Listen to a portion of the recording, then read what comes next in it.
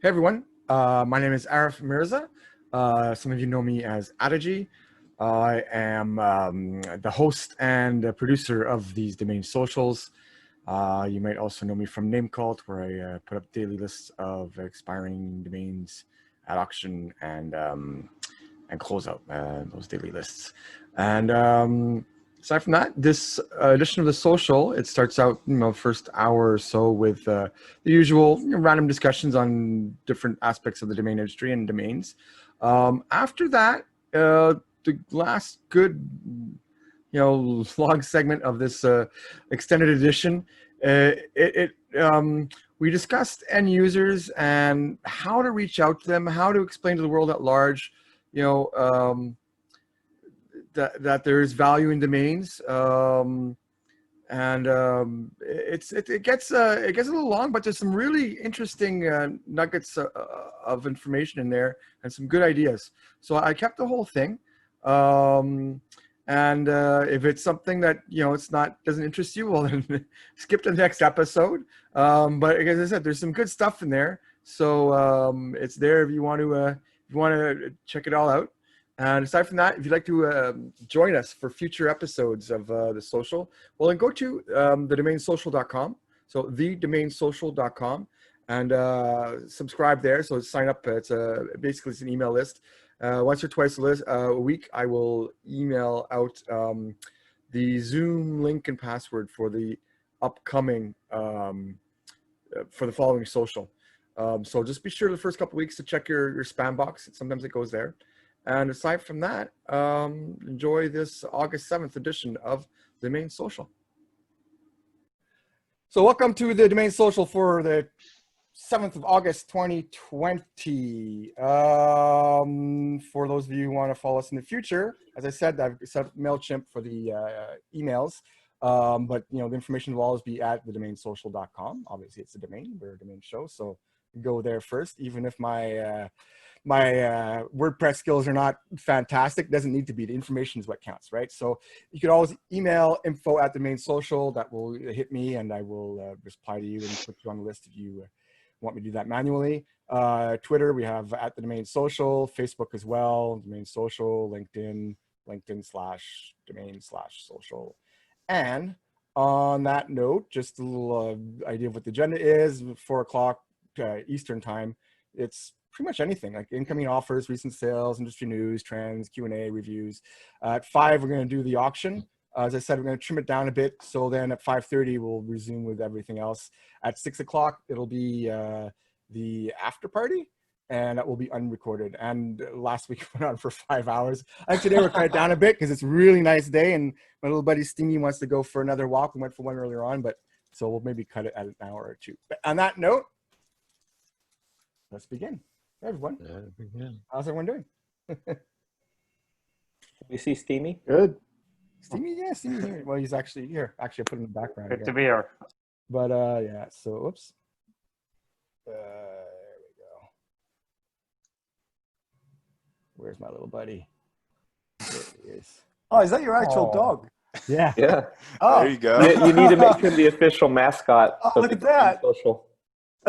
There's a catalog of Steamy. That's a good one. That's a good one. He's sleeping right now. I'm not gonna pick him up because I want him to sleep when he's pretty good for the social. He knows when I'm talking. He's like, oh, who's he talking to? But anyhow, all right. So enough off topic. My dog is the cutest dog in the world, and that's that. Back to domains. So, how was everybody's week? Anybody have anything interesting to share? I got a few lowball offers. One on a $4,000 4L for 100, and didn't reply. Then he replies back again. I'll step up my offer to 250.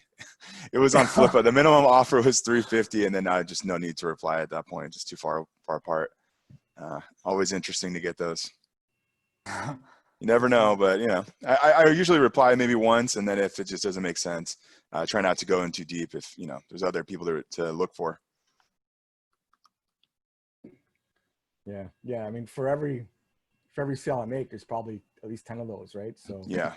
And you never know which one. Sometimes they don't even know. It's like they just see minimum offer and they just put the minimum offer because they don't know how it works and they just want to start communication. Yeah, I think on Flippa because I put my minimum offer as $350. He came in with a $100 offer. So I think there's some, I don't know, I haven't done it myself, but there's like a workaround to get below whatever the minimum is on Flip. I know a lot of people probably aren't listing there anymore, but for some of the names I have there, I've seen that happen quite a bit. It's interesting.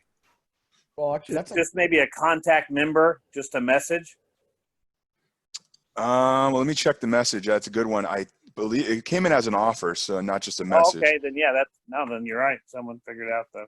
Yeah, let me see. It says new offer. Yeah, so someone figured out a new offer received for izug.com. So they were able to do that. Yeah. And for all of you guys who are still hesitant about doing outbound, I just got an email right now I thought would be worth sharing. Another great one. Thank you for this CAPS spam. You have officially been awarded with a CAPS spam abuse notice and a block on your email address. Your practices are shady and very annoying to me, and I'm sure everyone else you bug with multiple emails. So just keep at it, guys. How much sleep are you going to lose tonight, Jason? Yeah. How much sleep are you going to lose because of that? Not a second, right? I called them afterwards. And What's the email, Jace? Going out for a beer. Send them an email. We should all hit them. That is Probably 2 legendary. follow-up emails. I just called them and I said, listen, you could have just told me to stop emailing you. I mean, you didn't have to block me. Now let's talk about your domain name. Hey, the next time that happens, you Then he need hung to unsubscribe. Just type unsubscribe. Yeah, and I literally, and it was terrible. Like we went on and on. Like there was no selling this guy, obviously, but I was like out and I was wearing a mask and it was hard to hear him. And he's telling me his domain and I'm not gonna like share it, but I couldn't even get it right and he couldn't get it right like the first 4 or 5 times. And I was pitching him on a name and I was like, so your info at something, I can't understand you 5 times in a row .com. What's your name again? And this domain name, like your name at this domain.com doesn't make sense. He's like, we're good. I was like, okay. Stay Jason, safe. you gotta Good follow chat. that up with like a great story about meeting your wife or something like that. He said, I never want to see you again. Don't even approach me. So I went up and I called her. You know? Well, that's what happened. That's what happened last week after the 5 hours of the after hours. She goes, I said, are you going to work a little longer today? Because I have the domain social. She goes, so you'll be done by the time I go to sleep. I'll see you tomorrow. Send my apologies. You warmed the couch that night, huh? Hard sales. Telling you, it doesn't end on the phone. Doesn't end with domains. Comes from the home. That's right. Hey, I have a question. I have a question for Alvin Brown, who I saw just show up. What's up, my friend? Is that a virtual background or is that your real background? Because that is a really cool looking wall behind you, buddy. How's the Elvin? I'm trying to find him. Oh, it's virtual. Or is it? That was. That's real. How did you do that? No. No, Oh, he's got one of those. Where is He's he? levitating. He's slowly rising his desk at the same time. Well, they have Yeah, those it's desks cooler, now. which is even cooler. He's switching It's off. basically a home studio. Nice. Nice. Alvin is the technical guru. He is. He is. Yes. Ah, Oh, there you go. So it's a green screen. Show off. I'm still going to act like it's real. Yeah, right? Nice. That's nice. Good, Alvin. We're Good not to see going you. out of order. Saw an interesting commercial about a domain name today. Do Our tell. friend Google is using a new domain name to market their small business services. it's What is that? What would that be? Rolling with g.co/small business. Whoa. G. A .co. Wow. Well, they don't want to use their XYZ anymore? About 4 or 5 times an hour on CNBC today. And, they have a neat commercial and with, how small businesses are using innovative ways to deliver packages and put them on strings to take them to people and all kinds of things like that. But yeah, it was interesting at the end with the g.co. And thank you, Paige, for all of us who have cut the cable. So we appreciate seeing those commercials and hearing Hey, about I them. tell you, I watch CNBC all the time, and today I learned so much. There is so much innovation happening. What is like one of the few businesses that you would hate to be in right now? How about commercial real estate? No. The CEO of Cushman Wakefield on, and he is showing all these products that companies have come up with for the return to workplace. So they have these black like mats that will go around each desk, and they'll show what a 6-foot radius is. So as you're walking through the office, you don't step on the black, you step on the red. And then they show this guy picking up like like on the race cars, you know, the things on the windshield where they can just pull them off when they get dirty.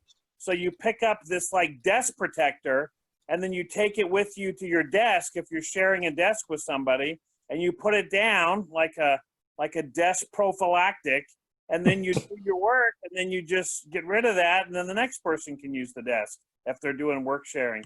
But it was just interesting to see all these innovative things that are taking into account the new normal. And I think we're all seeing it maybe with domains because people are creating new products and new services. Hey, Totally Paige, true. question for you. So do you think, for example, with Google doing the .co extension, that would actually help sort of show the .co to the general public, and maybe it'll take on better, like people recognize it like they did with Alphabet XYZ? Like, do you think someone like Google using a .co would really, like, do you think people would take note, as in general public would take note and actually help to promote that .co extension for us? It can't hurt. Anything Google does, anyone exactly who's going to spend that kind of money on a commercial will help our industry. Yeah. I mean, it's not like .co needs it. I mean, they've got, No. 4 million or whatever, however many million names, and most of them aren't being used. So it's not like, oh my gosh, I saw this G.co. I wonder if there's any other single letters available. I mean, it's no. it's You know what I pretty scratch tough my to head find- about? It's pretty tough to find anything in .co that doesn't have a premium price or someone bought for $1. So Or the Joshes are bidding on. Yeah. The larger the company, there's like a disconnect. Google has like .google and, .app and .new and all these different TLDs of their own. And I think GoDaddy just finished acquiring Newstar, who were running the .co registry. So that's Google advertising a TLD, not of their own, but of GoDaddy's. So they had an opportunity where they could have advertised their own .google or .goog or some of the other TLDs Or that they have. .sheets. .app. They could have gone with .app, but I guess it says that co-fit. Now, who else has the single letters? Doesn't Twitter use the T.co still for the shorteners? T.co is Twitter. I think T.me is Telegram. There's still O.co Arena in the Bay Area. So there's a variety of one characters out there. But yeah, a lot of people use that on like CCTLD because they're one character less. I see a lot with Microsoft. They'll do aka.ms, or Google will do go.gl. GL is Greenland, and MS is about .la. I say it's 33% shorter than .com.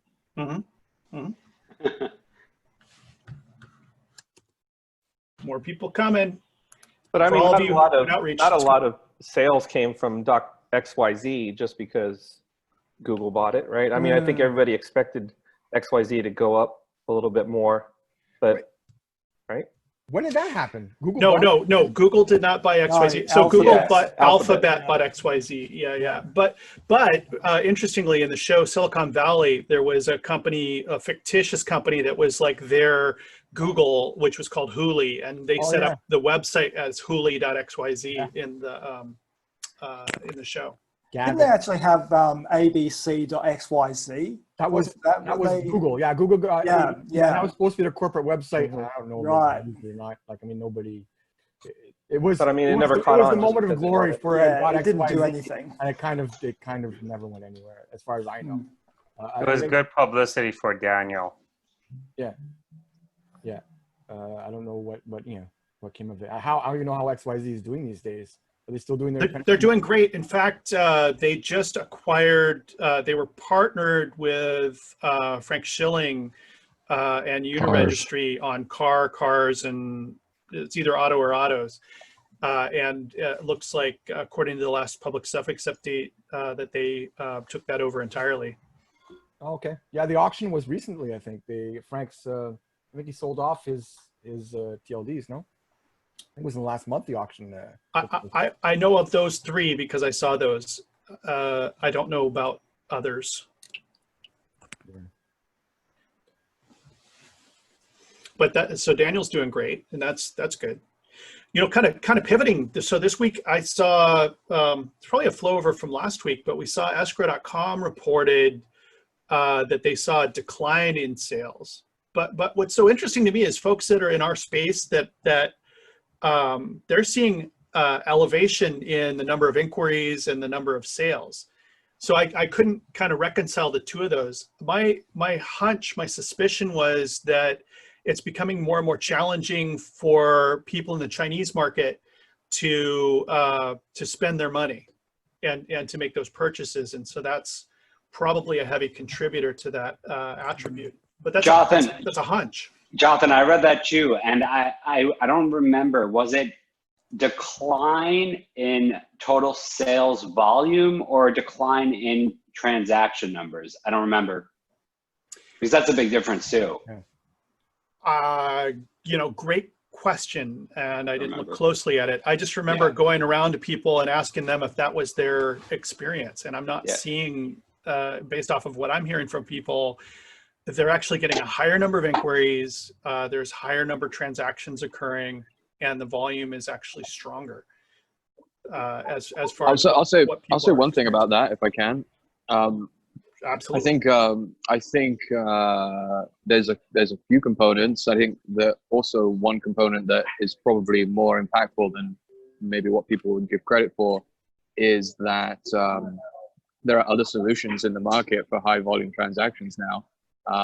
You know, not limited to even, you know, lead import at Dan, where you can, you know, your buyer can pay up to 100,000 with a credit card. So I'm sure that they've seen a considerable amount of those, including, and also Bitcoin payments. And then, you know, people that like to pay in Bitcoin will have also used Epic escrow, I assume, quite frequently. So I think there's just more options now as well. So I think that has to be a major component. I would agree. I haven't used Epic, but I've heard great things. But I did recently start using Dan, and I found it a lot more efficient and a little less costly as well than escrow. Dan paying the fee, or does Dan have just an escrow only? That's a good question. I mean, they have a lead import, which is 5%. I was going to say, Anthony, you got to make those buyers pay the fees. You're already selling them the name they want. They got to pay up for those fees too. Especially if they get a discount, they should pay it. Fair enough. But no, Josh, it's a great point that you mentioned, and I'm glad you mentioned a couple different names as well. For someone who reaches out, you know, all I do is outbound. I would be interested to know if anyone else has done any more transactions besides through a platform like escrow.domain. Like, for me, it's just easier to send an email to someone, and part of my pitch is like, you don't have to do anything. Like, we'll handle everything. We use escrow.com. They ensure you're safe. And then obviously, as we all know as domainers, you can get a better name than escrow.com. I mean, it just instills trust. It helps close deals. Even if no one's ever heard of it, it gives you step-by-step transparency. So I'm glad you brought that up, Josh. And I was wondering to see like what else. There is one more thing that I'll add, because I buy high volume transactions on GoDaddy quite frequently, like in the tens of thousands of dollars, like 30K, 40K transactions. And they used to always use escrow.com to complete those. They don't always do that anymore. Yeah. I think that's a good point, Josh. I think the market share, I don't know if we can take the escrow.com as a pure correlation to the market.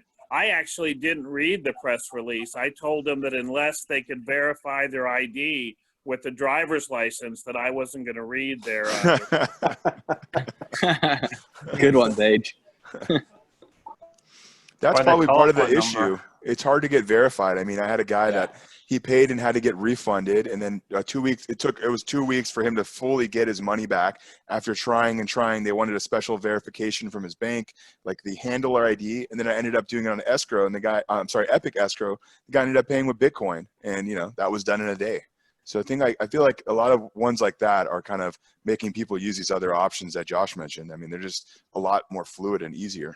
Yeah, in the last 4 weeks, I mean, I've had 4 deals at escrow, and it's like I had to cancel transaction after cancel transaction after cancel transaction because they wanted the name, but then the person I was speaking to, like their CMO, they wanted their personal information and they wanted to pay. They wanted their driver's license, but they wanted to pay with the company funds, and it was just different variations of that. And we all know time kills deals, especially like smaller ones where they can move on to another name where it's not, that 1 word or 3-letter end all and be all for them. So, I'm trying to figure that out as well. That's why. But also, who wants to pay with through wire? Like nobody wants to pay through wire. If I'll pay as high as I possibly can on my credit card. Like but you can do that at escrow. No, they cap out at 5K. Right. Unless you're verified. I mean, 5K is cap you out again. 5K is nothing when I can go to Dan and I can pay 100K. Right. By credit card. I think escrow domains allow for annex payments up to a much higher number as well.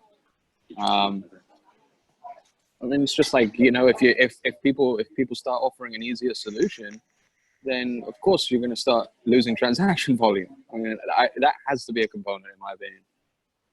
Plus the delays where, you send in a request and then they respond at 2 a.m. and then your person responds at 1 in the afternoon. And so it's gotten less simple. The bar was set so high with the prior team that we all had an appreciation that they understood.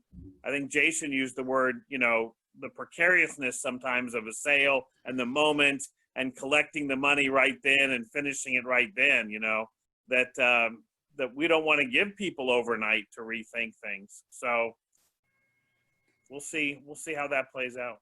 How many of you have had, so on your Zoom, at least on the non-mobile, it's got a thing with reactions where you can do like a clap or a thumbs up, and we could use those for voting. There we go. So we're seeing thumbs up. So how many of you, just with a thumbs up, have had a transaction where there was too much friction in validation at escrow.com, so the transaction went away? How many of you have had that happen? Well, even on top of that, even if the transaction hasn't gone away, too much friction in general isn't I already canceled this transaction twice. They still want to, thank God the pitch was good, the name was good for them, but friction in general is not good. So I think that's the major thing too. They were sold on it, which was great, but I shouldn't have to do 4 escrow.com transactions with them for them to be able to buy it. We use escrow.com because they have the best domain, it instills trust. If I was pitching someone to just, PayPal or Venmo me or, there's a lot of less trust. Who am I? That's why people like the GoDaddy logo on the Afternic landing pages, instead of creating your own marketplace, who is Jason Eisler, the domain baron, who's DN Advisor. We know GoDaddy, which is why it was smart for Afternic to put that logo on. So whatever you could do to just get across the finish line with as little friction as possible. I mean, nobody really understands what we do anyway. We have to explain it. So the easier it is, it's the Amazon model, the 1 click away, just make it so much easier for them to buy what it is that they want that they don't understand and get it done and move on to the next one. It just seems like it favors repeat transactions. You know, once you've been vetted and trusted, it's just that first one that is really the hardest part of it. Yeah, and that's the hard part about outbound too, because like when they have their desired domain, I mean, it's great to try to keep customers and retain them, but like at the sales point, you know, I'm like, oh, I know people at escrow. I have a VIP rep at GoDaddy. I have someone here, but for them, they just want that one domain and they want it now and they don't understand. And then of course, you know, I'll try to come back and say, oh, I found something else. You know, I have something in the pipeline you may want, and then it's easier and more fluid, but selling a domain is hard enough the first time. We need to make it as frictionless as possible. So I'm glad you took that vote, John. Cool. Well, hopefully I didn't scare Arif away.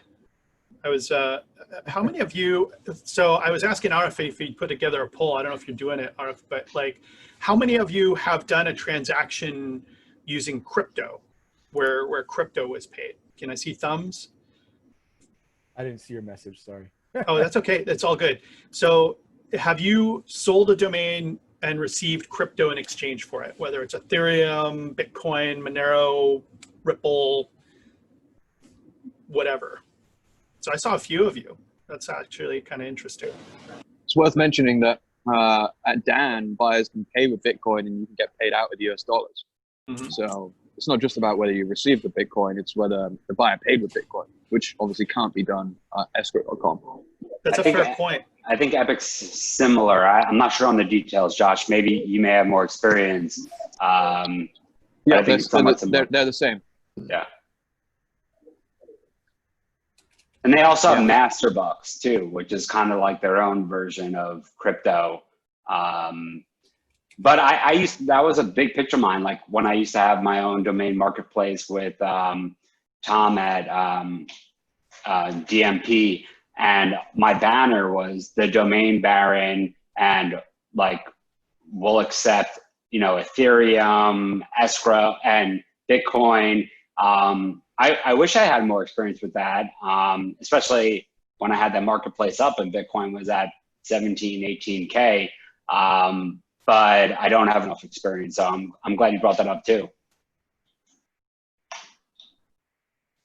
You guys, and this is a question, I guess, for Josh and Jason. Do you guys start off the conversation, or when it comes to the part of paying, do you guys offer people to come up to pay in crypto, or is it just, you know, it comes up like, hey, I'll pay in crypto? Are you doing like the Bitcoin strategy, like, hey, pay me in 1 or 2 Bitcoins because people will pay in stupid money, as we've talked about, or it just comes? How does that come about? I'm curious for you guys.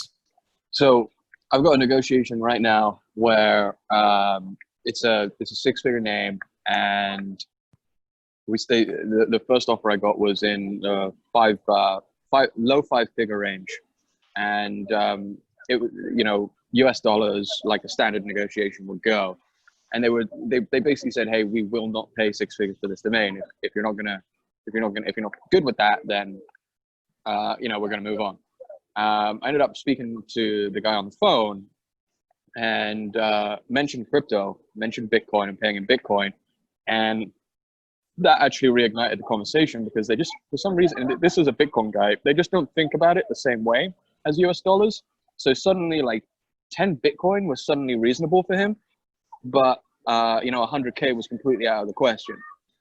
So like the you know, the negotiations are back on. I'm not saying that it's going to be necessarily a successful sale, but it was a dead sale until we started talking about Bitcoin. Yeah, and Dennis, great question. And Josh, I don't know if you were on that podcast. Drew brought that up recently. I don't know if that was the one you were on. So for me, like, and I'll backtrack to that, but Drew Rosner did mention that in a podcast, and I think it was for a .io, and they were pitching it to like a fintech. So like they'd rather pay in fiat than regular currency, and that was just, but it all comes down to the same thing. What's best for that? Like, what are you going to do to get it across the finish line? If for them pulling out their credit card is good, great. You know, if you're selling a .io and they're a tech company, and for them it's all funny money, and they bought it at 27 cents, and you want crypto, they'll pay way more. But it all comes down to whatever it takes, talking to the end user to get the deal across the line, whatever they're comfortable with. Like that's why you offer escrow, you offer everything under the sun.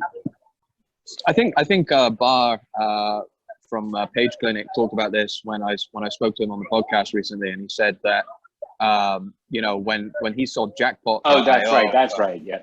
When he sold Jackpot, I think that's what you're referencing. Right. When Yeah, he sold Jackpot.io for 5 Bitcoin or whatever, the buyer actually said they wouldn't have been able to pay that price in US dollars. So it's just like they don't think about it the same way. That's exactly what it was. Yeah. And I spoke to him privately afterwards, and he said because it was a .io and because they got invested early, for them that was what caused less friction. They wanted to pay that way. For them, it didn't matter, but the price was the issue, but the Bitcoin wasn't. So more Well, people have have any Bitcoin of- Josh. than you think, probably. I think that's one thing to recognize, right? Especially these buyers and stuff like that, which is great. That's why they want to pay. Let them pay that way.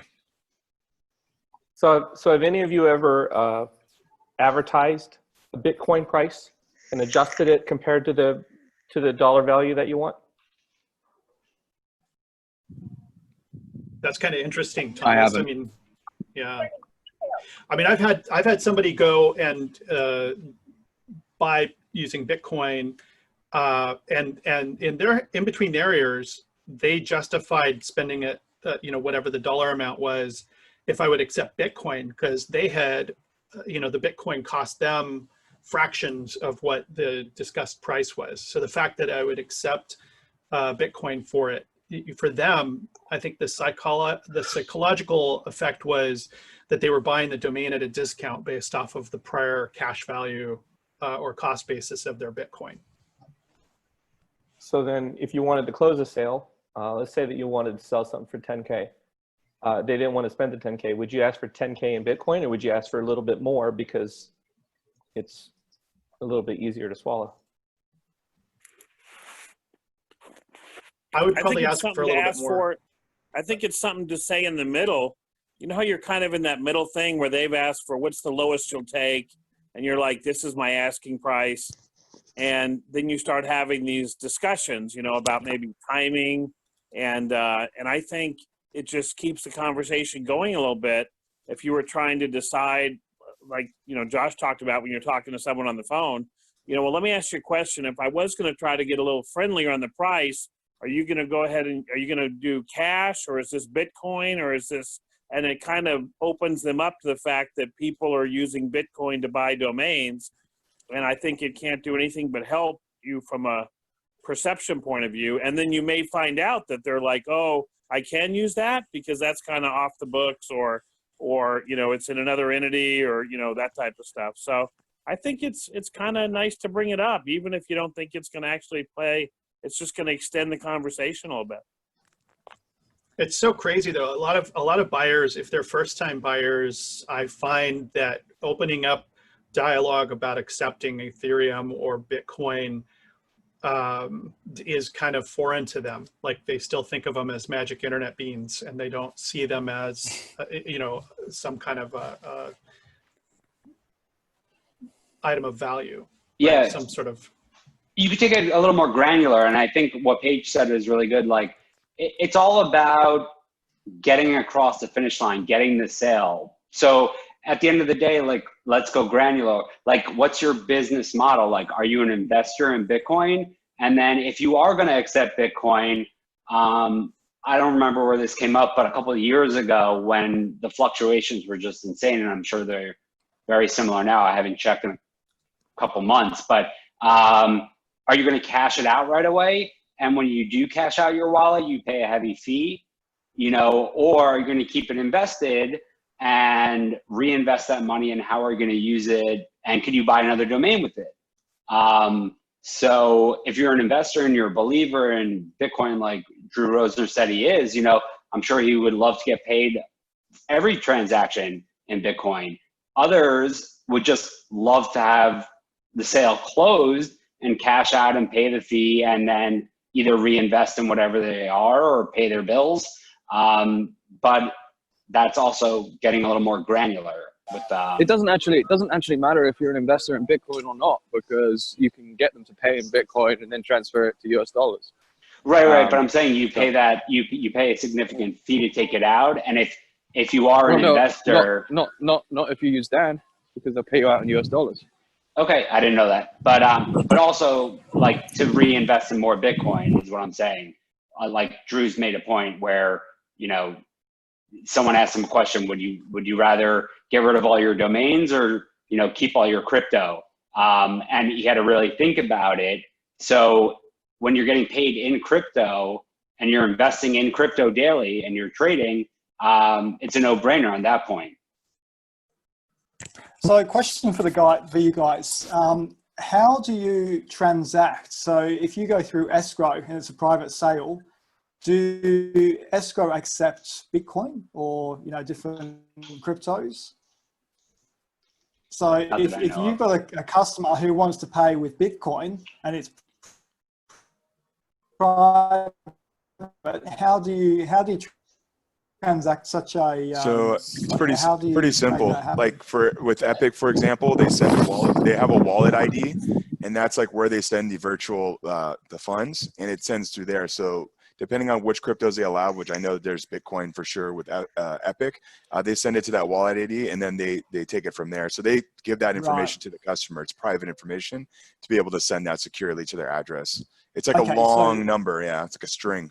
Yeah, I think if you want to use a platform, Epic is the best way to go. I mean, they pride themselves on being like the Swiss bank of domain names. So like it says it on their website. So like if that's how you want to accept, I think either if you're not going to do it personally from wallet to wallet, I think probably, I mean, and Josh mentioned Dan, I don't have any experience with that, but they may be comparable, but I know Epic is just up there for crypto payments. Yeah, I just wonder how sort of forthcoming people would be if it's a private transaction. Just be like, hey, yeah, it's 15 grand, and here's my wallet ID. Ping it over, and I'll send you the domain. Like, people aren't going to do that, right? So it'd have to be through, like you said, Dennis, through you need a conduit. The platform conduit that you like. Yeah. With a third-party platform it's also protection for yourself. You know what I mean? Absolutely. The domain's in escrow. Yeah, I mean, someone could easily send you the money, but to protect both parties and to be fair, you want to have that. Yeah, that's right. Unless it's a repeat customer and you've already done business with them, and but then as well, they might as well PayPal you or Venmo. Like when you sell them the .net, Jason, that's when you can just take the money, right? or the other extension. we have to talk to Braden about that, I guess. Hey, yeah. No, when you sell like the extra extensions, I've seen so many people do like exactly what you're saying. Once you have that trust, like we mentioned earlier, then it's all good to get that second sale and not have to worry. Cool. Right. And in our business, it's usually that one-off sale. Once they get like, I just finalized brokering a name this week and thank God we were able to, and it was a buy side. So it was a friend of a friend I went to college with. I didn't really know him. He reached out to me. He reached out to a GoDaddy broker. I guess they couldn't help him. I was able to get it done, you know, in like 3 days. But at the same time, you know, without mentioning the name, I realized 2 or 3 other domains were hand reg available, and I'm going to call them on the phone and be like, these are brand protection names that are .com, and like you could either use singular or plural, whatever kind of example, but that's going to be another transaction where he Venmo'd me the money the first time. But in order to get the name from the seller, we used escrow.com. So like he shot me the money right away and was like, let's go. And with the seller, he was the buyer. So he Venmo'd me because I guess he felt trust, but the buyer wanted to go through escrow and it was the first time. And he was really happy that there was that full transparency with step-by-steps that we could each follow. But now when I reach out to him with these other like 2 or 3 hand regs, you know, I'm sure he'll just Venmo me, or if I wanted crypto, he would shoot it to my wallet without using Epic or Dan platform and paying a fee. So it's all about the rapport. And, you know, if it's the first time, or follow up or a repeat customer. Yeah, I had the same situation. I had a guy who bought the .com from GoDaddy. I got him on the phone, and yeah, I sold him the .net and .org on PayPal, and that was just literally over one phone call. So that was a good one a few years back. Friends and family, PayPal?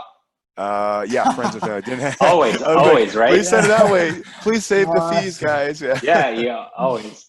Makes a But difference. that's how you know The other way. that. That's I how go you know the they other trust way. you. I go the other way on that PayPal.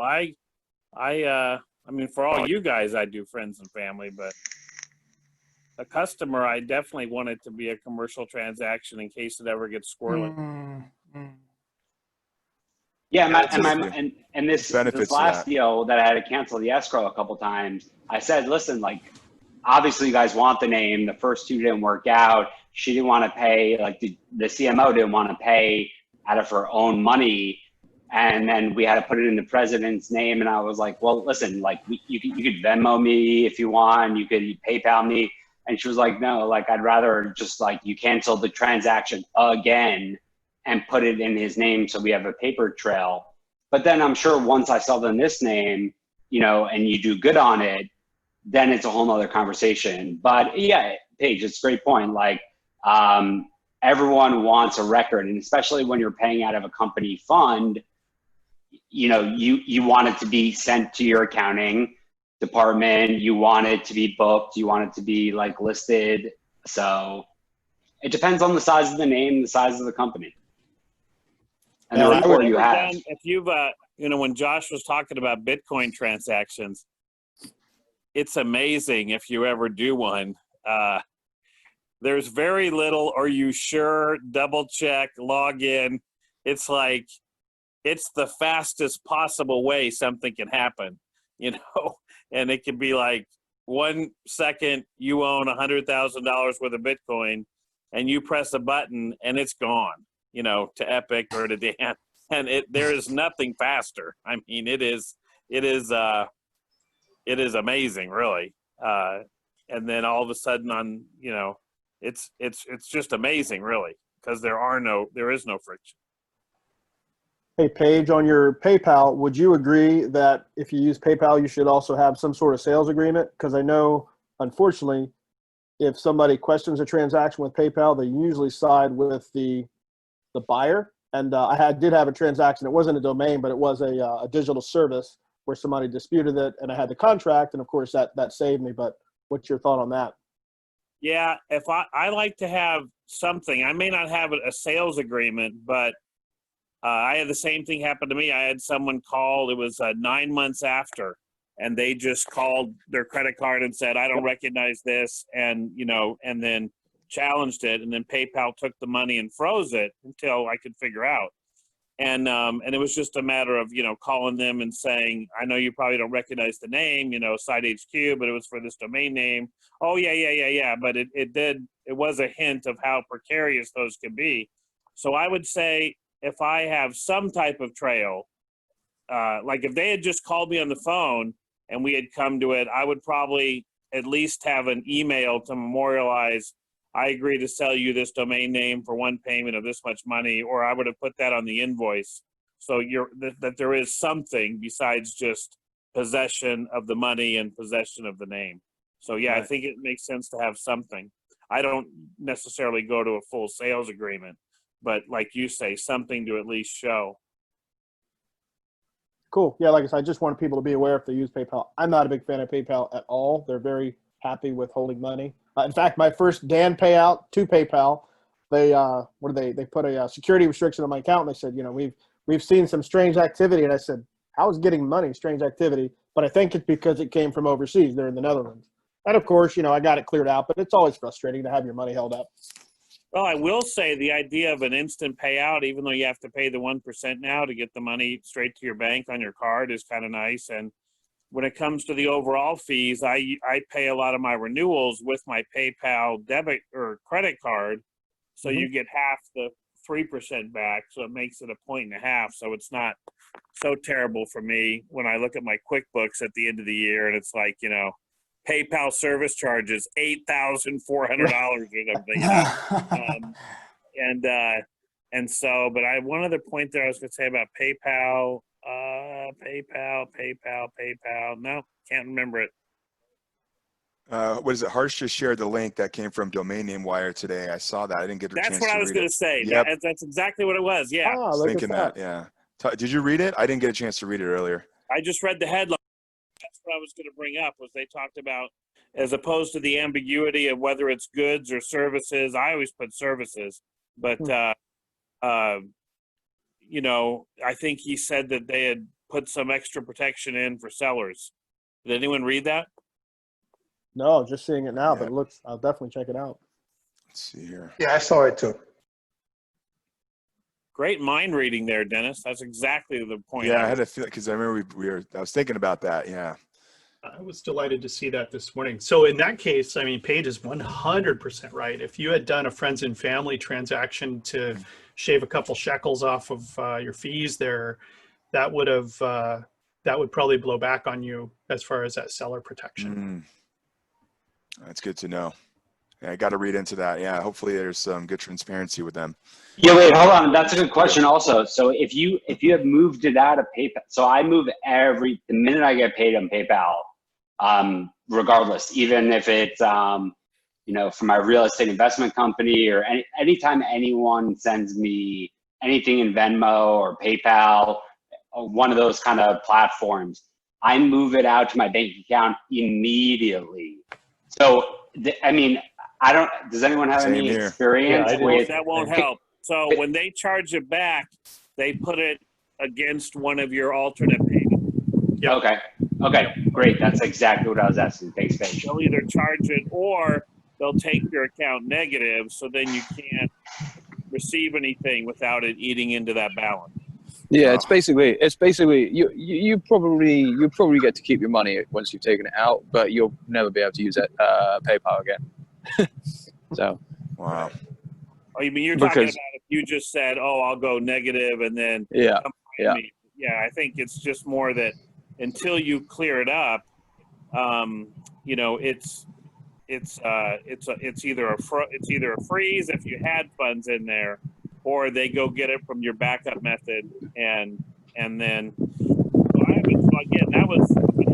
that I lost on a Tiger Woods golf card for $3,000 about 8 years ago, where a guy sent it in and all that, and I'm like, here's the FedEx slip, here's this, and I lost. You know, Paige, it sounds like you're on a golf course right now. We're getting a little feedback from you.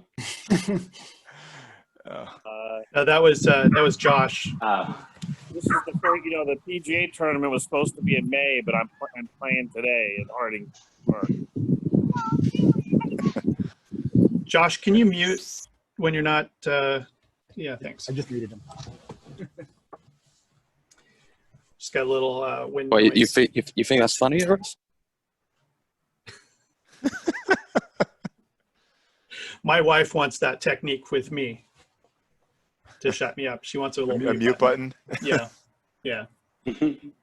Hey, so Arif, I sent you a question on a poll. I have had in the last 3 weeks, 3 different people open up offers with me, and they have used COVID-19 as some rationale to neg the price down. Like, oh, you know, I COVID this or COVID that. And, you know, I'm the first one to fall for the starving student. I'm the first one to fall for the, you know, poor widow me, you know, entrepreneur.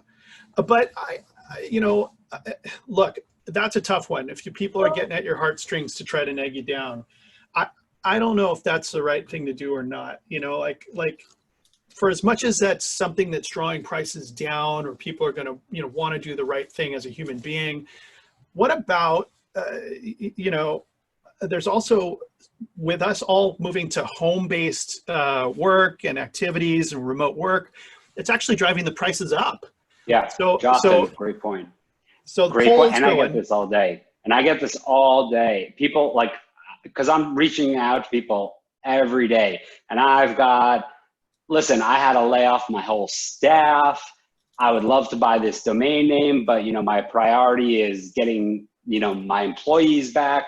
So it's all situational based, right? Like, we're people to people at the end of the day. And I don't know how you're transacting or how they reached out to you, but like you have to hear their point of view. And like a part of a great sales pitch is just shutting up and listening. And at the end of the day, you're either, listen, that's great, all your employees are gone. I'm not going to tell him that, well, the price is only going to go up because everyone's moving online, but I might tell that to someone else who's just saying, because of COVID, I think I should pay less because I have no reasons, but the world's falling apart. So Jason, Jason, you're talking about selling though. You're out calling. He's talking about a call coming in to him. Right. That's why I just wanted to give the opposite. I'll say this. Well, he was literal. He would say this, and then we lost him. Well, no, yeah. With inbound, you have a lot more leverage, and that's what I'm saying. Like, I think you're in a good point of view, and Jonathan, I think you should use that argument. Well, listen. No. But I'm saying, as a buyer who's approaching Jonathan, I think whether the COVID-19 is impacting on them or not, they're trying to buy an asset for as cheap as they possibly can, right? And they're referencing a down economy. And I think that's fine. You know, it doesn't mean that Jonathan then has to say, you know, okay, I'm going to take less. He could just say, well, actually, it doesn't actually impact this industry. I've seen sales that are higher. I mean, it means nothing in the grand scheme of things. I'm agreeing with you. I'm saying, especially when they're coming to him, he should be saying, listen, well, you and other people are all moving online. He's at a stronger vantage point. And I was just saying from this outreach point of view where I'm actually trying to sell them the name that they don't know that they want, it's still a discussion, but you're always at the vantage point when they're coming to you. And listen, it's just, and I hate to say this, and I know we're being recorded, but it's just another objection, which is just another excuse. And they're saying excuses are like 8 holes. We all have one and they all stink. It's the high school, I'm a high school graduate excuse. Right. It's no difference. I mean, you know, oh, well, COVID affected you. Somebody else is going to come by that it didn't affect them. That's so right. That's so right. And I'll say this as well about what's happening in regards to COVID. And this is definitely true. And it's that a lot of actual tech companies like your GoDaddies of the world are using COVID as an excuse to lay off more people, not because they need to financially, because they can and they have the opportunity to. And because they actually realize that now they want to lean out because they want to trim up the excess fat because everybody else is now having to move online, and that's what they specialize in, and they can do that with less people. So it's not like, oh, we had to let go of a bunch of people. Oh, GoDaddy had to let go of a bunch of people. We all saw that GoDaddy let go of so many people recently. Are GoDaddy doing badly? No, they're not. No. Yeah, on the contrary, actually, I think they're capitalizing on it. So many. Once you can't hear Joseph. Yeah, I'm also finding though that tech companies that have been able to step forward maybe like 2 generations in a period of 3 or 4 months are seeing business get better. And in fact, I believe tech domains are selling even more so as a result of COVID. So there is I'm no advocate of COVID, of course, but I think it's benefited tech companies, and a lot of them are capitalizing on the fact that they're making profits and buying domains. I don't know if you've experienced that. I have personally. Well, you know what could be done so that you could still be the good guy and help them out, but not take, because we're in COVID too. Everybody has to pay their bills, not just the one who wants to start a business. But what you could do is offer in installments or offer a lease, work with them so that the impact to them, they'll have a chance to make some money with the domain and help pay for it that way. That's kind of it seems like a compromise. You still get your money and they'll still be able to get the domain. So just looking at the poll, so 29% of you said yes, you've had this happen. 53% of you said no, you've not had this happen, and 18% of you said I couldn't hear your offer through your mask. That's funny. That's funny. So it's interesting though. I mean, it sounds like there's folks who, whoever's doing the optimization behind a spreadsheet and doesn't have to face people as they lay them off has found a golden ticket in COVID, I think is one thing we heard here. It's horrible and, whatever. But, there's always somebody sitting behind a spreadsheet optimizing a business. So we can't really, I guess, fault that too much.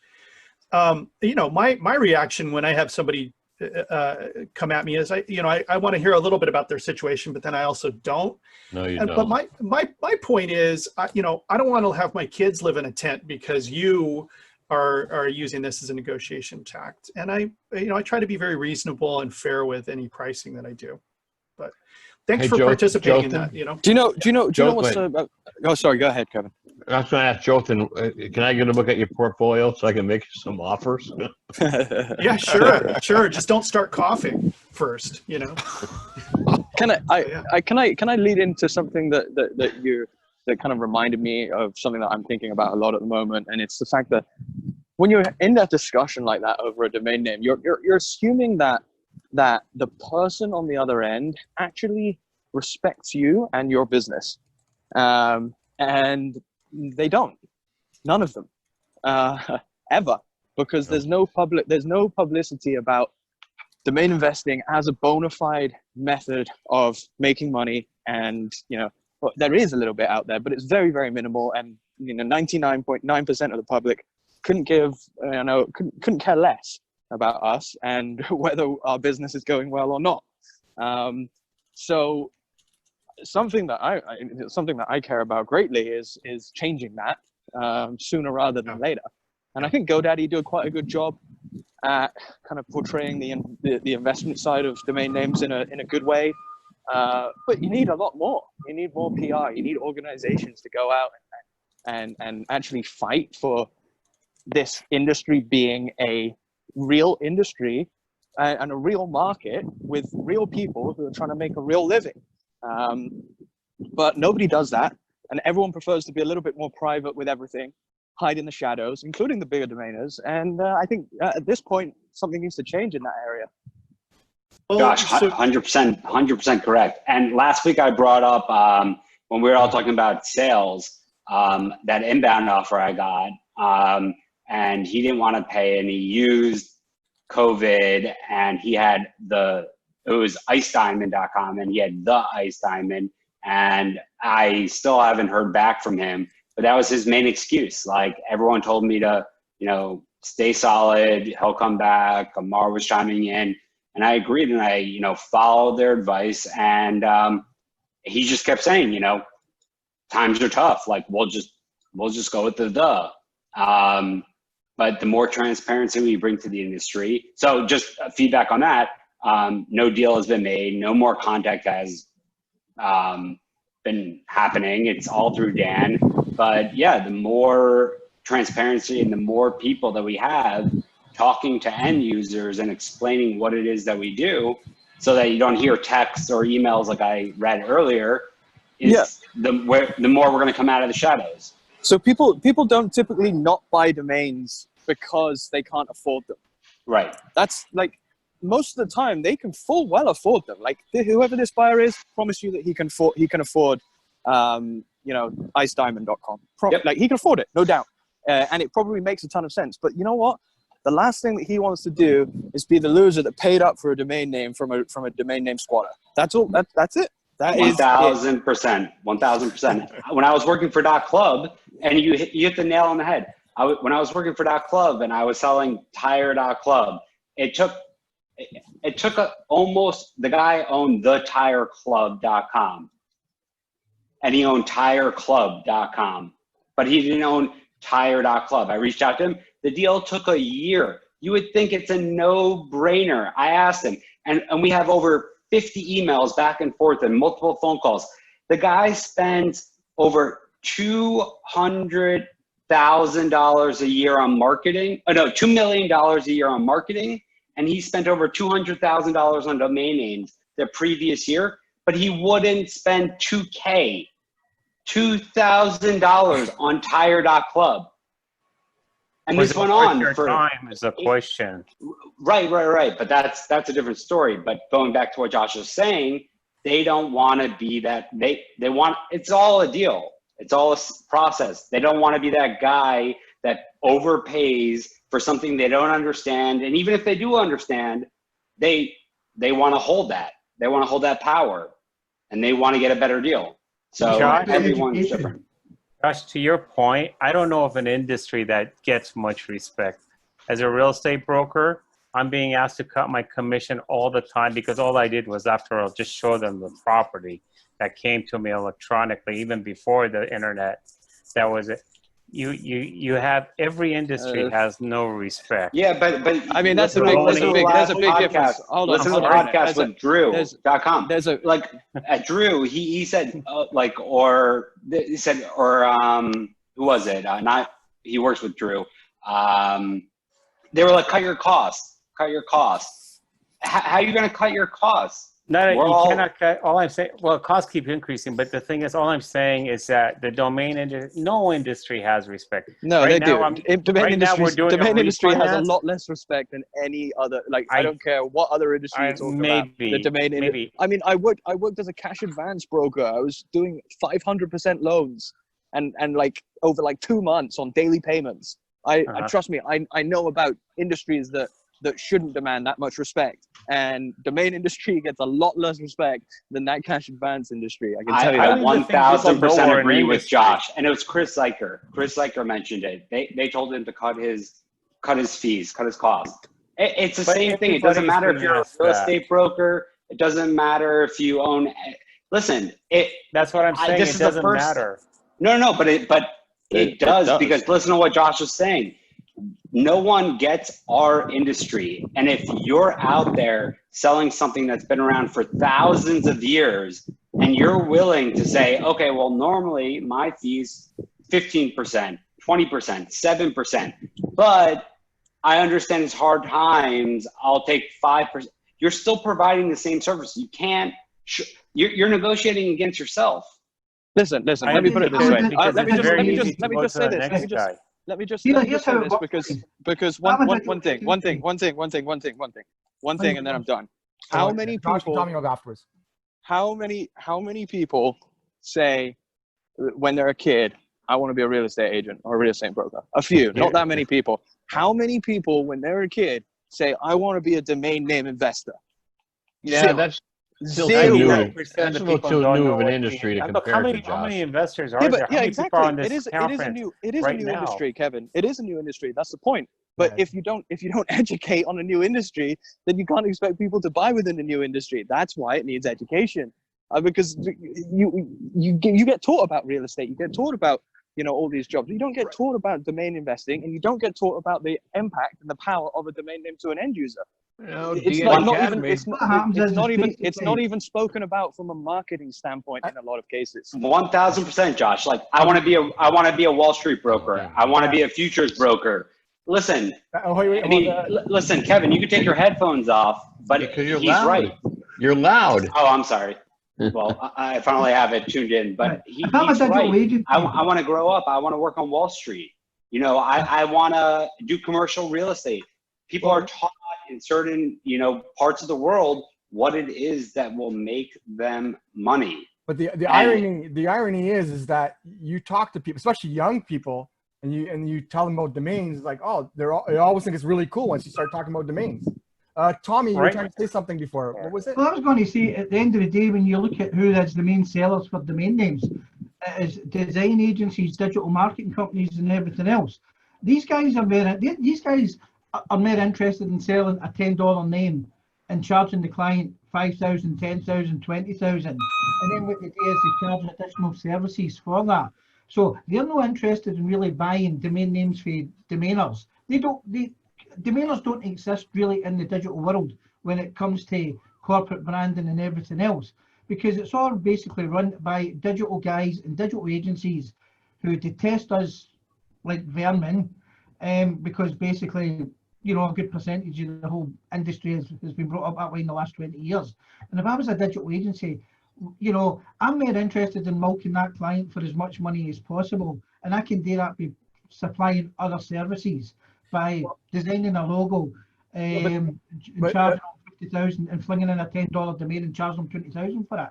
I don't want to go to a broker or a. But those digital agencies, I'd rather brand the product.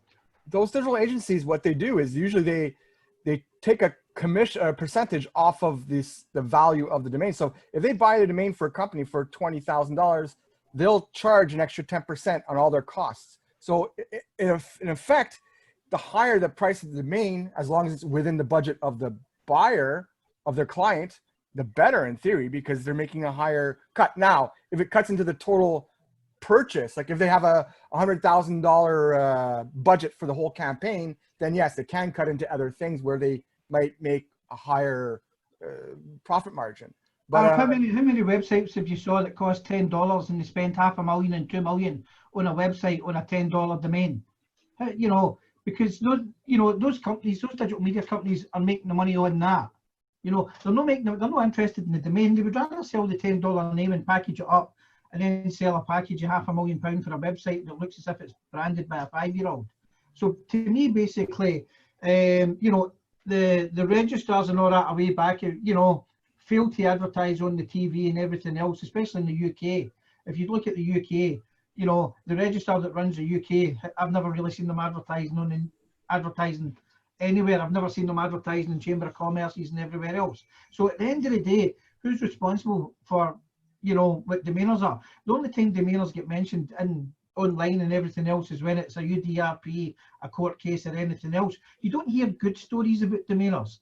It's all crap stories, and that's how we get the bad reputation. You know, because we don't get it. You know, that's the reason why if you look at the word cyber squatter, we're seen as vermin to a big percentage of the industry with regards to what goes on for a digital aspect. And that's because there's been no collaboration globally to basically say that this is a profession, because we do all keep ourselves to ourselves, and we don't actually really broadcast it to the wider world about the good value of domain names and everything else. That's my opinion here. That's what Josh and I have been saying, though. We need more transparency. There's no way anyone's going to be educated unless we're telling the good stories. And then the clients we're selling them to that are utilizing these names, I'm trying to talk lower, are telling the stories about this amazing broker that helped them get their brand, helped them rebrand. It can't just be one-sided. And it's going to be an uphill battle. But that's why I believe that we're all in this industry. Well, I mean, for me, every inquiry, every contact I have, even if the person I know is, you know, I want to sell the domain at $5,000 and they only have $100, I will still take the time to explain the value and politely and offer them help on other alternatives and all this stuff. And it's just the number of times I end these kind of interactions with the people saying, "Oh, I never expected this from a domainer," or, you know, "Thank you so much for your help," you know, and like they changed my perspective.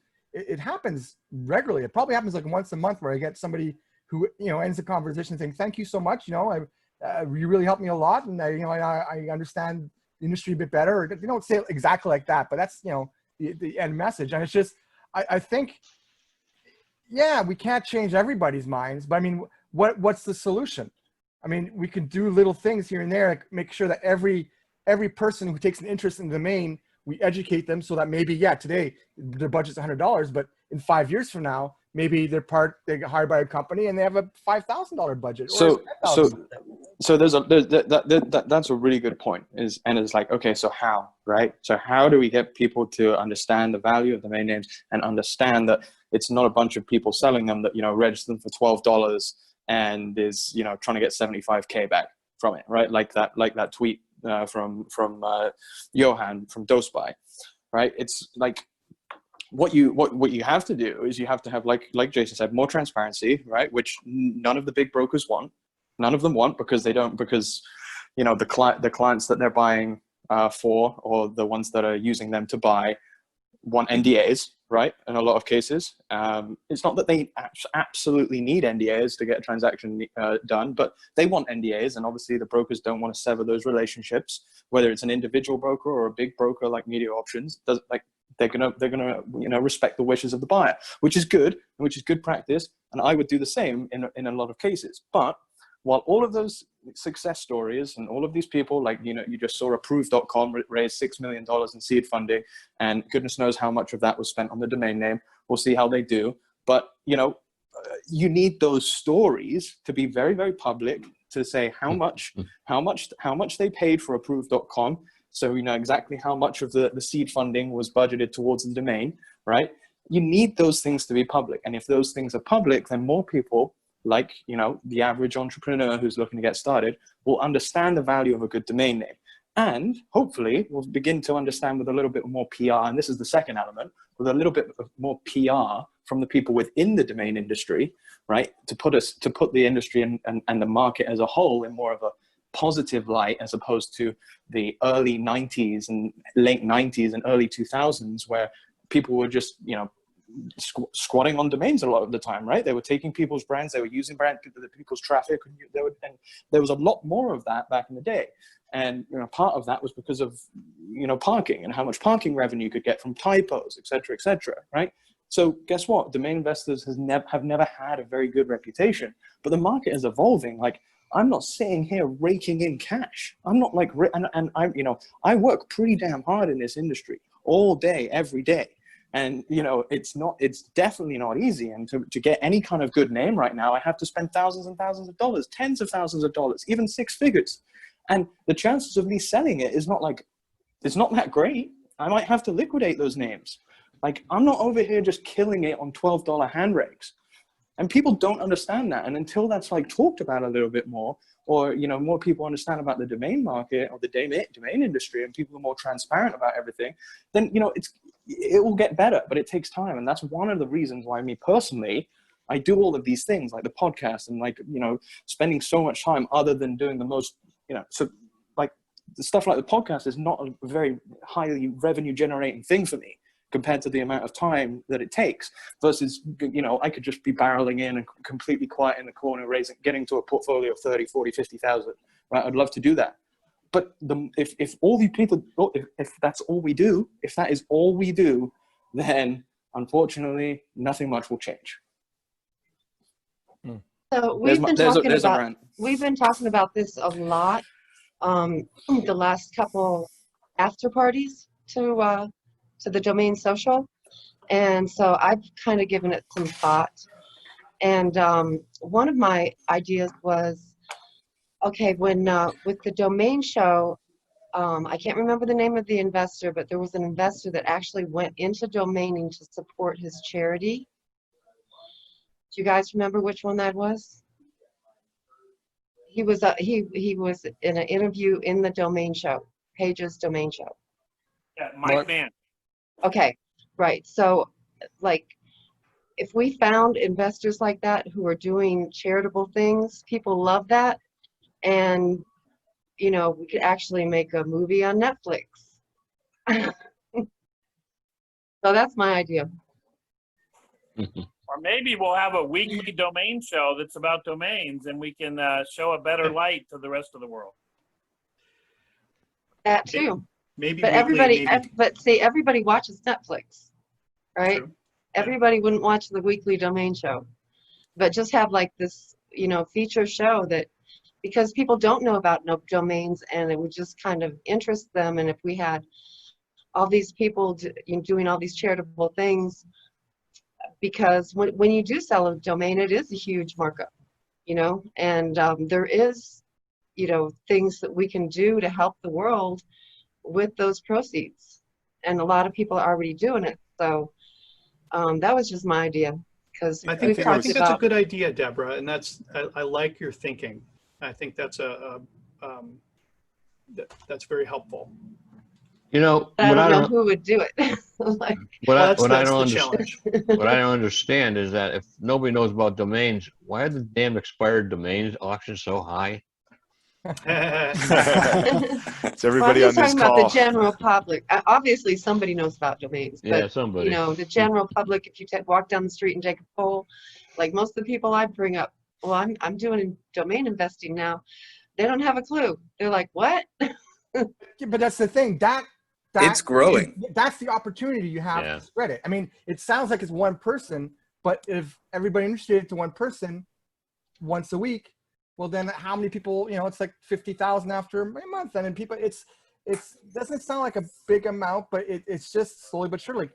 At the end of the day, it's like there's nothing much, we can't convince Netflix to do something on domains. I mean, they're going to go what demand is.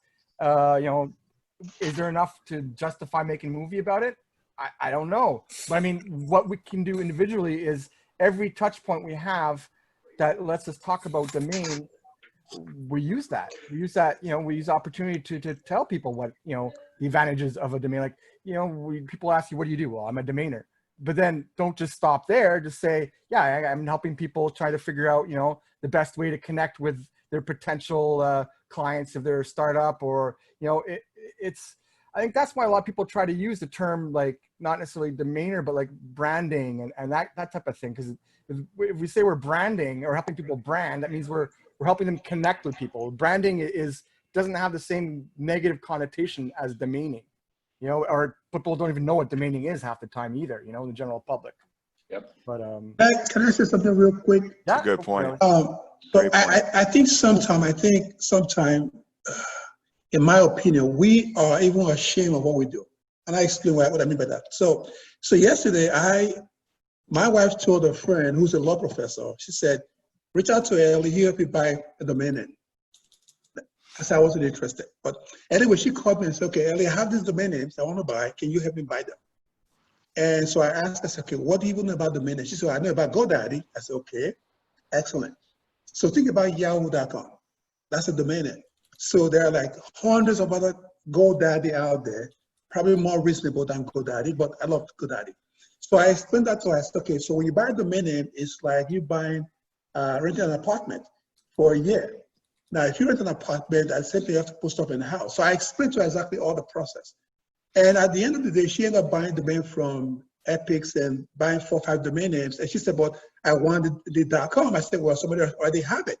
And she said, I just take it from the person. I said, well, you can't really just take it from the person. Do you have a trademark? She said, not really. I said, okay, well, great. So what happened was they registered his name 4 years ago. So I showed her who is. And she saw it. She said, well, I know who bought the domain. I said, how do you know that? She said, well, 4 years ago, I shared with somebody that I was going to do something, my first and last name, and I'm pretty sure he registered the domain name. So anyway, I said, well, if he's going to give it to you for free, great. But otherwise, he can charge you between 4,000 to 10,000. She was pissed. I said, well, that is the price. I said, so, but talk to him. Worst case, offer this guy $500. So my point is, if we are not ashamed of what we do and we are willing to share this with even friends and family, educate them.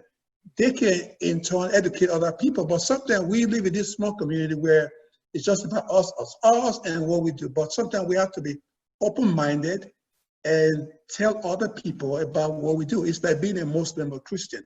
If you don't lead by an example, then people have this mindset that all Muslims or all Christians are bad. But we have to change that mindset by just how we live our life. And we're talking about this stuff. Everybody can write. Everybody can write and post something on Twitter or Instagram or LinkedIn. But the more you share the word, you'll be surprised that people read this stuff. But if you don't educate people, they will never know. Now, there are some people who flip houses all day for $50,000, $100,000. And there are folks that flip houses for $6 million, $100 million. Are they both relevant? Absolutely. But if you don't learn both, then you really don't know. So you have to be open-minded. I sit and tell people about what you do all the time. Don't be ashamed of it. Don't be ashamed of what you do. Great point. And that's the thing. And the number one sales pitch we always say, like, what's your favorite prospects radio station? WIF, what's in it for me?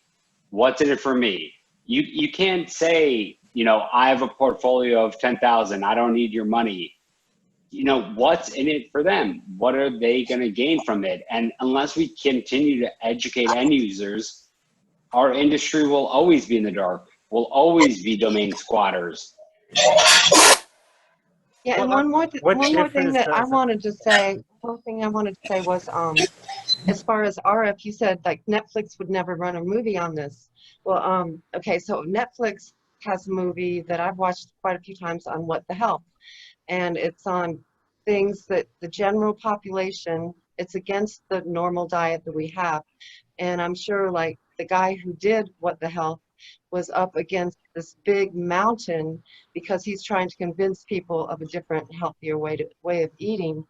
And you wouldn't even think that something like that would be on Netflix. And then on Amazon Prime, there's What's with Wheat, which is another thing, like everybody eats wheat, but there's some innovators out there telling us it's not good to eat wheat, right? And so, and there's lots of documentaries about different things. So I don't agree that Netflix wouldn't necessarily did this if there was something exciting in it. But it's going to be about what the demand is for a certain show, right? And it's just that's our problem, is that we got to get to the point where there would be enough demand of people interested in a domain story for them to make a show. Or if the story was good enough, like the story, like Mike Mann personally has a great story. I was just enthralled when I was hearing about it. The only issue is that it would then become about the story as opposed to domains. No, the individual, not the domains. Yeah. But that's how people, the best way to educate people is to put it in a story where they're not actually, if you're talking about that, 100% right. And because every time a domain is mentioned in a TV show anywhere, it's like the name pros lights up and was, oh, did you see that, or whatever it is. And and because it's so rare. But if you're talking about that, then for sure, I don't know. I don't think there's a demand to have a whole show. I mean, I'd love for there to be. I just don't think the demand is quite there. No, what Deborah's saying is 100% right, because listen, all my friends know what I do, and every time someone even reaches out to me about not buying a domain, but like that they heard a story, like my friend heard about like the guy who was buying up all those domains about the new football team, but that this guy was buying them all up and he was going to like, it's all in the negative light. So like, unless we have like, and all of my friends are always like, oh, I read this story about this guy who bought this domain for $8 and sold it for $8 million, and how does that look at the general public? But that's what my friends are all texting me. They're like, oh, now I'm starting to, you're right. Jason, Hold on. I could care less what my friends think of me. I tell them. You know what? You're right. You guys can do the same. Hold on. But they won't and they've done it. You're right. But I'm going back to Deborah's point. We can't have a Netflix show where we're these people that buy things for pennies on the cents and sell them for millions of dollars, unless we want to be like some Netflix drama scandal. Like we want to be on Netflix because we want to show them that we're leading the new way in digital real estate and how we're adding value. Jason, you could do that on YouTube at a domain conference. No, I know, but these are only domainers that are watching it. What Deborah's saying is general public. If you put the right keywords on YouTube, you'll be able to do it. Listen, that's fine. That's fine. You guys, I'm not arguing with you. I'm saying what Deborah is saying. I love this conversation. I love this conversation. And you're assuming, and Deborah, I'm sorry, you're assuming that the audience on YouTube is going to want to watch us. I can tell you, I mean, not YouTube, on Netflix. I can tell you on YouTube, if you use the right keywords and enough people are interested. Yeah, but you're hacking another thing.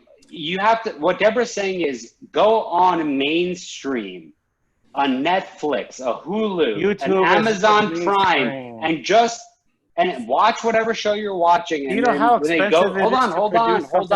Hold on. Listen, I'm answering Deborah's question, and you're fighting it for all the reasons we already know.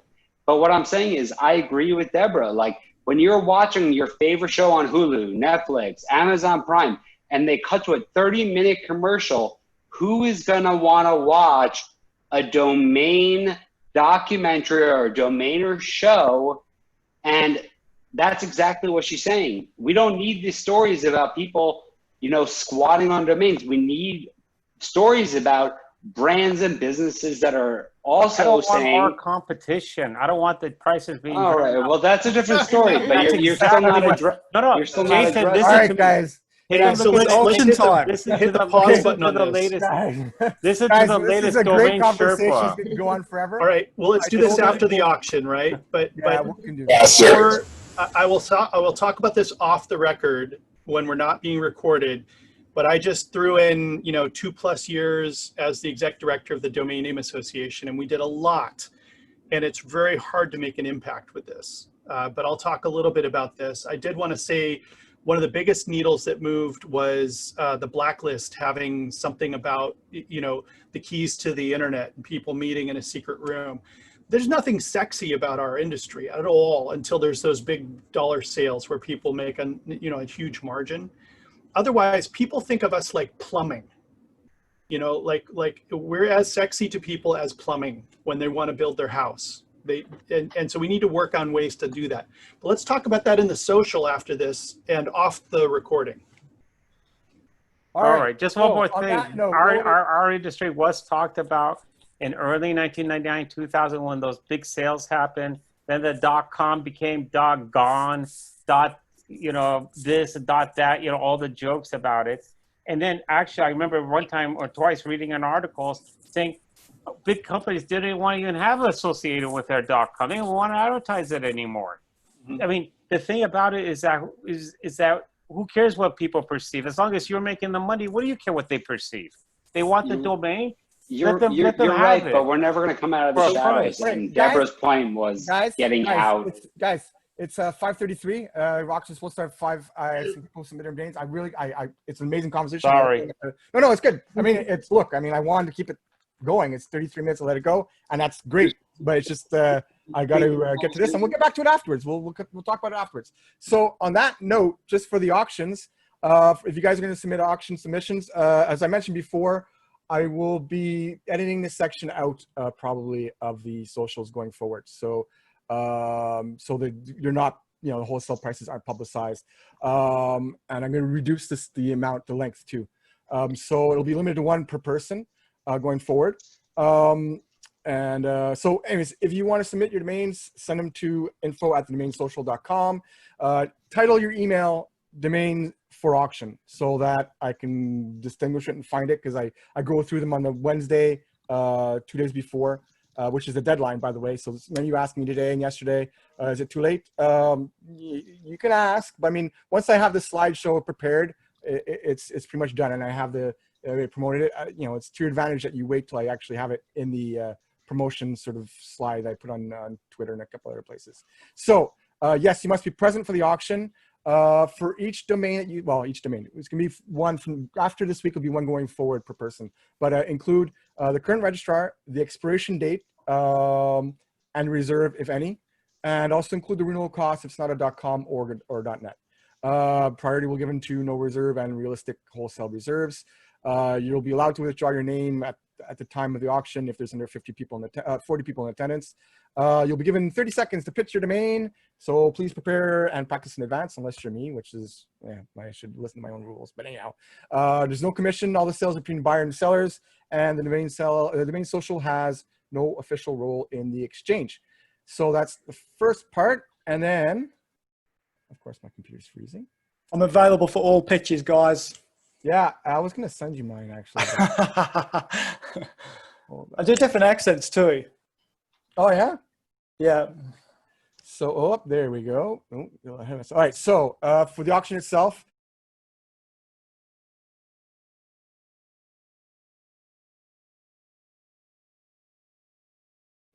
yeah, guys, so it is 6 o'clock, but we did have some good conversation going before. What I'll do is I'll keep it going a little bit longer, and if you guys want to get back to the other topic we were talking about or anything else, I'll leave it going, and then once we kind of drift off topic, I'll just stop for a second and stop the recording. Okay, I want to pick up where we left off about domain industry stuff, and I put it in the chat.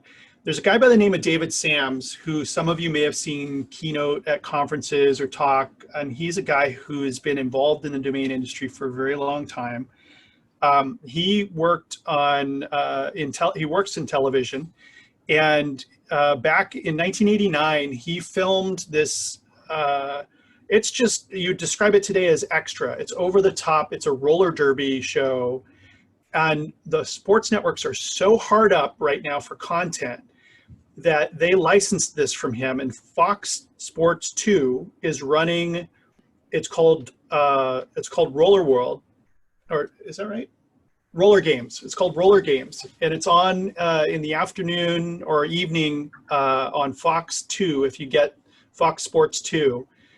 But he really understands the domain space, and it's just, it's fantastic. I know we've spoken in the social before about watching the Marbula One and some different sort of alternatives to our typical sports. Oh, this roller derby is just over the top. You can see crazy 80s outfits. There's alligators. I mean, it's nuts. It's a snapshot from 1989. There's absolutely no way somebody could film this today, and you just can't turn your head away from it. It's just like a constant. It just is constantly fascinating. You can find clips about it on YouTube. It's called Roller Games, and it's just enough said. But this is a guy who gets the domain space, and I've been working with him to try to get some mention of domains or different things about the domain industry, as they've had to take out some of the musical performances from back in the day due to licensing or things like that. So they've got some gaps in there. So Roller Games. Thank you. That's my speech. I used to watch the T-Birds or the Freebirds when I was younger, when wrestling wasn't on. Is that the same thing? Pretty much. I mean, so basically they run this, I think, between WWE matches, right? So it's kind of the same demographic. But I mean, it's 80s hair and just, the costumes. I mean, it was sponsored by LA Gear, the teams. It's like a time capsule for some of us. Whether it's the year you're born or a year you graduated from high school or college, doesn't matter. It's like jumping right into a time machine. It's just funny to watch too. Just hilarious. But there were no domain names in 1988, or were there? Well, there were, but they're not the same. Yeah. Not like we see them today. Yeah. At all. They were all EDUs and mills and orgs. I think that year. But the other thing I wanted to say, and I'll try to have her on. I had the opportunity when I was leading the Domain Name Association to interview Paul McCartney's sister, Ruth McCartney. And I had her come talk at the NamesCon one year on a panel. She has some fascinating stories about domain names and a lot of celebrity friends that she helps out. She actually is a GoDaddy reseller and runs a branding firm. She started off, learning about domain names from running, her brother was in a band, right? And so she worked on the fan club for her brother's band back in the 60s and got used to doing mailing lists and things of that nature and promotion. So I'll actually try to convince Ruth to come on one of these weeks, see if she'll join us for a little while and tell her story about obtaining McCartney.com and some of her brother's band's fellow bandmates' domain names from a domain owner in Florida. Because it's a really fascinating story. But I guess those are unfortunately, I'm not a big celebrity sort of person, but at the end of the day, those are the stories that do get viral, right? I mean, what was it? It was a domain. I think Bill Sweetman got back for somebody that got some clout on the news, and that gave good sort of vibes to the industry. I can't remember what it was though. I don't know. Like I'm currently holding a domain of somebody I'm a fan of that I got for 3 figures, and I'm just putting stuff up to get the person's attention and I can give it back to them. It's a really, really very famous comedian, and I'm just having fun with this site and just putting stuff up randomly, and I'm going to give it to him if he wants it. But it's just it's stories like that, I guess, that kind of would get the thing, that the traction we're looking at to get our industry a little bit in good light. We didn't have it when I was leading the DNA, but the how many of you are familiar with a website called Cameo.app or the Cameo service? Folks know what that is? Yeah. There's Cameo.com. Is that the same thing? Same thing. Same thing. Yeah. Yeah. Definitely. So you can go out, and they've just been growing and growing and growing the roster of celebrities that you have there. I mean, you know, for some celebrities, you can pay as much as $1,500 for some of their real A-list people, but others, you know, 20, 40, 50 bucks, you can get somebody 100, you know, they range on how popular they are. But each of us could take and spend that much and have somebody talk about, you know, what they think of domain names or something. You know, I think if it's different if 40 of us go do it, or 43 of us go do it, or 100 of us go do it, than one person attempting to do that with 40 or 50 people. Yeah, so I'll say this, PR, like that's just that's like PR. That's essentially what, I mean, that's what Michael from VPN.com did with Kevin O'Leary. Mm-hmm. He used Cameo, and he bought a little extract from Kevin O'Leary. Kevin O'Leary talked about VPN.com, and guess what? He has, you know, he made a lot of money. He has, well, I don't know if he make money, but it brings him authority. It gets like the good part of his brand in front of more people, which is the fact that he's got a really, really strong domain name, right? So I don't know. There's I think it goes back to this, is that all kinds of positive PR, whether it be something like Cameo, whether it be more articles, you know, from, you know, bigger technology outlets like Crunchbase, or, you know, Forbes, or whoever it might be, writing about successes within the domain market, talking about successes within the domain market, that's going to be key. Well, and there are a lot that don't get heard, unfortunately, right? A lot of the stories that aren't part of it. Somebody mentioned GoDaddy. GoDaddy Pro has a ton of different videos that they have produced about, you know, domain value, but also, you know, the key thing is, you know, I own a registrar. We don't make our money on selling domain names. We really don't make our money on selling domain names. Where we make our money is in selling the other things you can do with domains, email, hosting, SSL certificates, blah, blah, blah. But we focus on the domain service because that's really important, that people, I don't know, I often use the analogy of, you know, domain names being like electricity when you're at a hotel. Like, you just kind of expect that it's there. But when the lights go out at the hotel, you notice it really quickly. So people want to be able to use them, want to be able to have them, they want them to operate, and they notice when they stop working. But otherwise, they're not really paying a lot of attention to it. They're going about their business that they would do otherwise. So the more things that we can do to help highlight how people can benefit from using them, how they enhance life. You know, I had started with a concept that domains are the internet. They really are. When you talk to somebody about the internet, you give out an email address or a website, and you're talking about domain names, whether you realize it or not. So the context of internet and domain names, they're synonymous to me. Anyway, I'll climb off my soapbox there. I just, you know, I'm very passionate about this industry. It's part of why I'm, you know, involved, spending, you know, volunteering time to do this right now. Because it's a great industry of people, fantastic people like all of you. I wanted to propose something, just to switch gears and climb off my soapbox there. This is a network here, and I think we have a strength in a network, and I wanted to propose something to the group. Just a quick little exercise, I think that'll enhance all of us collectively. If you are at your computer, open up, if you have a LinkedIn profile page, go to your profile page and copy the URL to your LinkedIn profile, and then copy that and just paste it into the chat, and let's all connect with each other. Let's grow our network. If we're not already connected, let's form, you know, a firm network.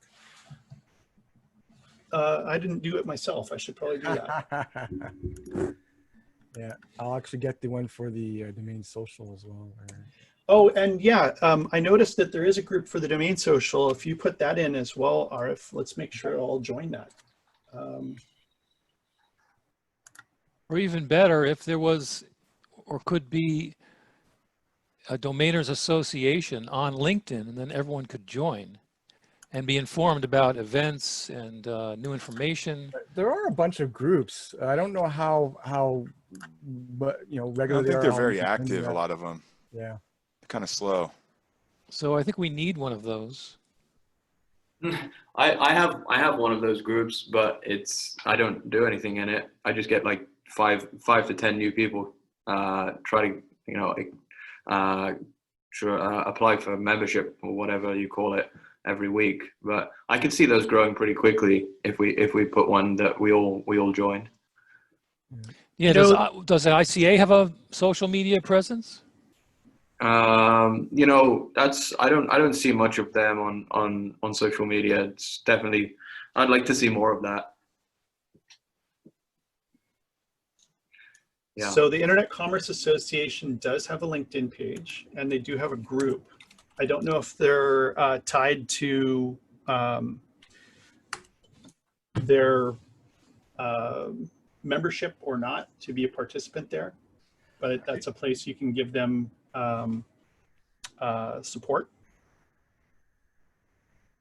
So I don't think they're very active on. If they do have a group on the LinkedIn, I've never been shown it or anything. So probably not. Yeah. Where I see them most active, and this is where I've seen Zach, Nat, and Cam very busy is at the ICANN meetings and Yeah. at different conferences where they're really are engaging inside of things and representing domain owners.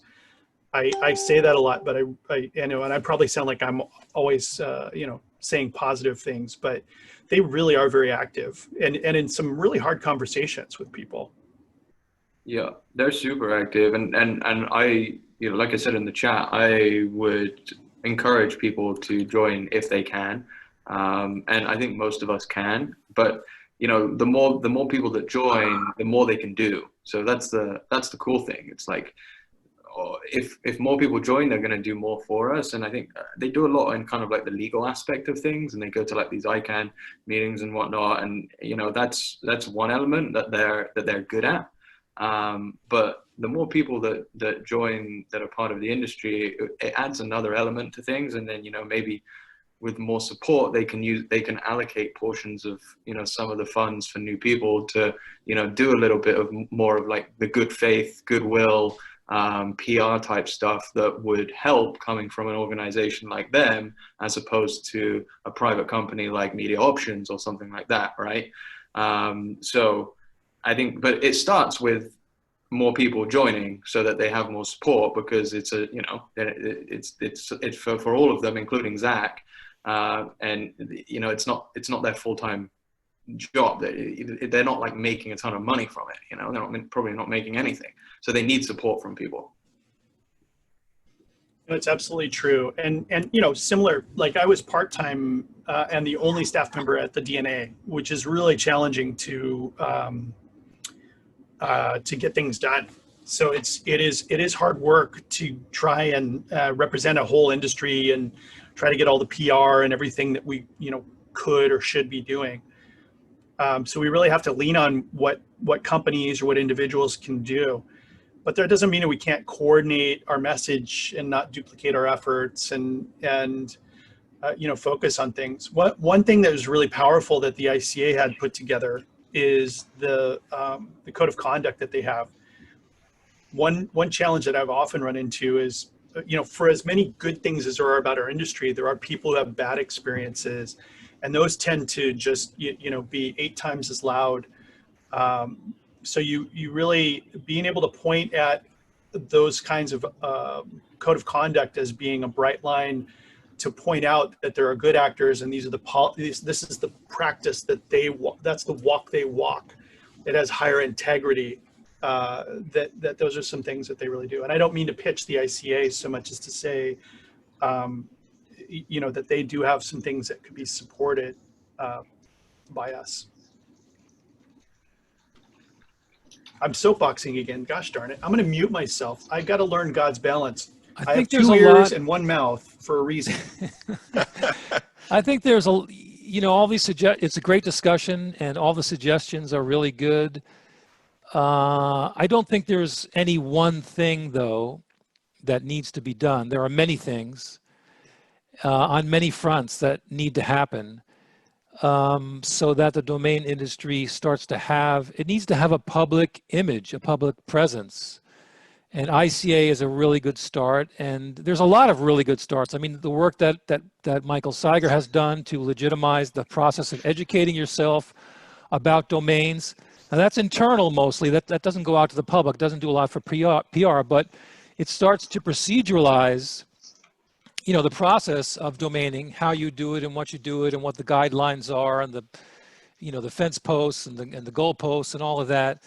And also, I would give a big shout out to GGRG, who gives out these amazing quarterly reports about the liquid domains and where that industry is headed. And he gets input from, Estebat and different other, organizations and data producing entities. And it's that kind of, standardization and big picture coordination that we need more of in the industry. And I'll say one more thing, and that is that the little guys, which means all of us on this call, we also need our own representation, some sort of association or union or whatever, because what I see happening now currently is that larger entities within the industry are taking over, and they have been for years, and they're doing it very quietly and insidiously. And maybe that's okay. Maybe that's just a free market, just the way business is. But one, of course, example that I hear a lot of groaning from a lot of domainers about is the way, for example, that Huge Domains is dominating the auctions, the GoDaddy expired auctions, and just pretty much running everyone out of the market.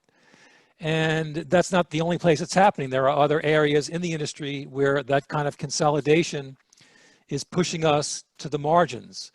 And maybe that's just the inevitable side product of a more, standardized industry and corporatized industry, or maybe there's something that we can or need to do about it. But I just want to throw these ideas out and see what other people think. I think that's the free market starting to take its kind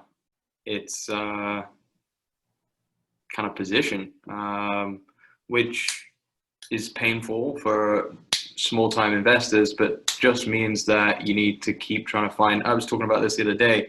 You need to keep trying to find an edge to compete with the people that are using, technology and AI and all these kind of things that Huge Domains will be using to make money. So I think it's going to continue to get harder. There are a lot more people in the industry today than there were 6 months ago. And that comes with, the good and the bad, right? The good is that the people that are already in the industry, your names are getting more valuable, right? And, even your hand registrations from 2015, 2014, if you did them right and you knew what you were doing, those are the type of names that now sell for $200, $300, $400 at auction, to people like Huge Domains. So we get the benefit in that area. But it gets tougher for more people coming in, like any industry. Like it's still in its infancy, right, to a certain extent, which means that it's as it grows, it gets tougher. And I think you're absolutely right, Keith. I don't think there's anything that we can do about it collectively to stop that kind of thing. You just have to keep innovating yourself. You need to keep competing. You need to keep trying to find an edge, just like the little guy does, who's selling e-commerce from their own site and competing against Amazon or competing against some of the big. It's the same thing. And you just need to find different ways. And there are ways. There are lots of ways. I mean, Huge Domains, for example, don't dominate the higher end of the market.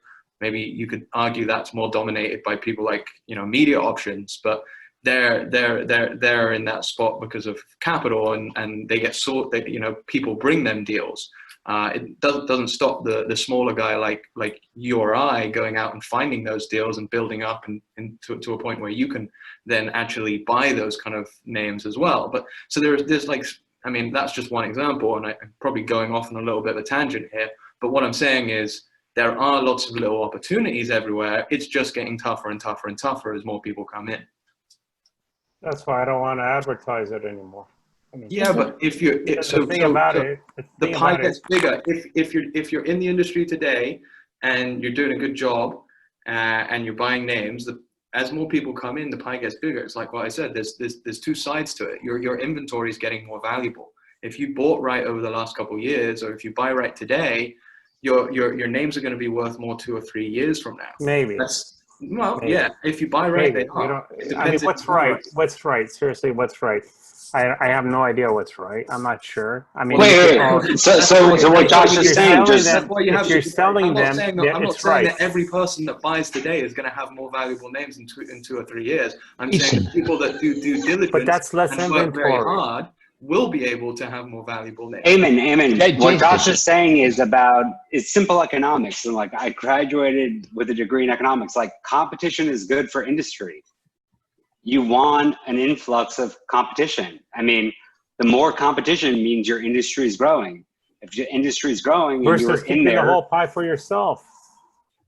No, I mean, that's short-sighted. That's not how micro or macroeconomics works. I wouldn't be where I am right now. I'm not saying there's anything wrong with it. If I didn't listen to all the domain Sherpa shows, right, or all of those kind of things where I heard Drew and I heard all these other guys talking about the domain industry, I wouldn't be where I am today. But by me coming up and doing more in the domain industry, I don't think they've hurt from some of my success. I think their success has continued to grow with mine. And there's a good argument for that as more people come in. It's just because more people come in, it doesn't mean that your success is going to get worse. It might if you drop the ball and you don't want to work hard. But if you work hard at it, you'll keep succeeding with them. Right, competition is good.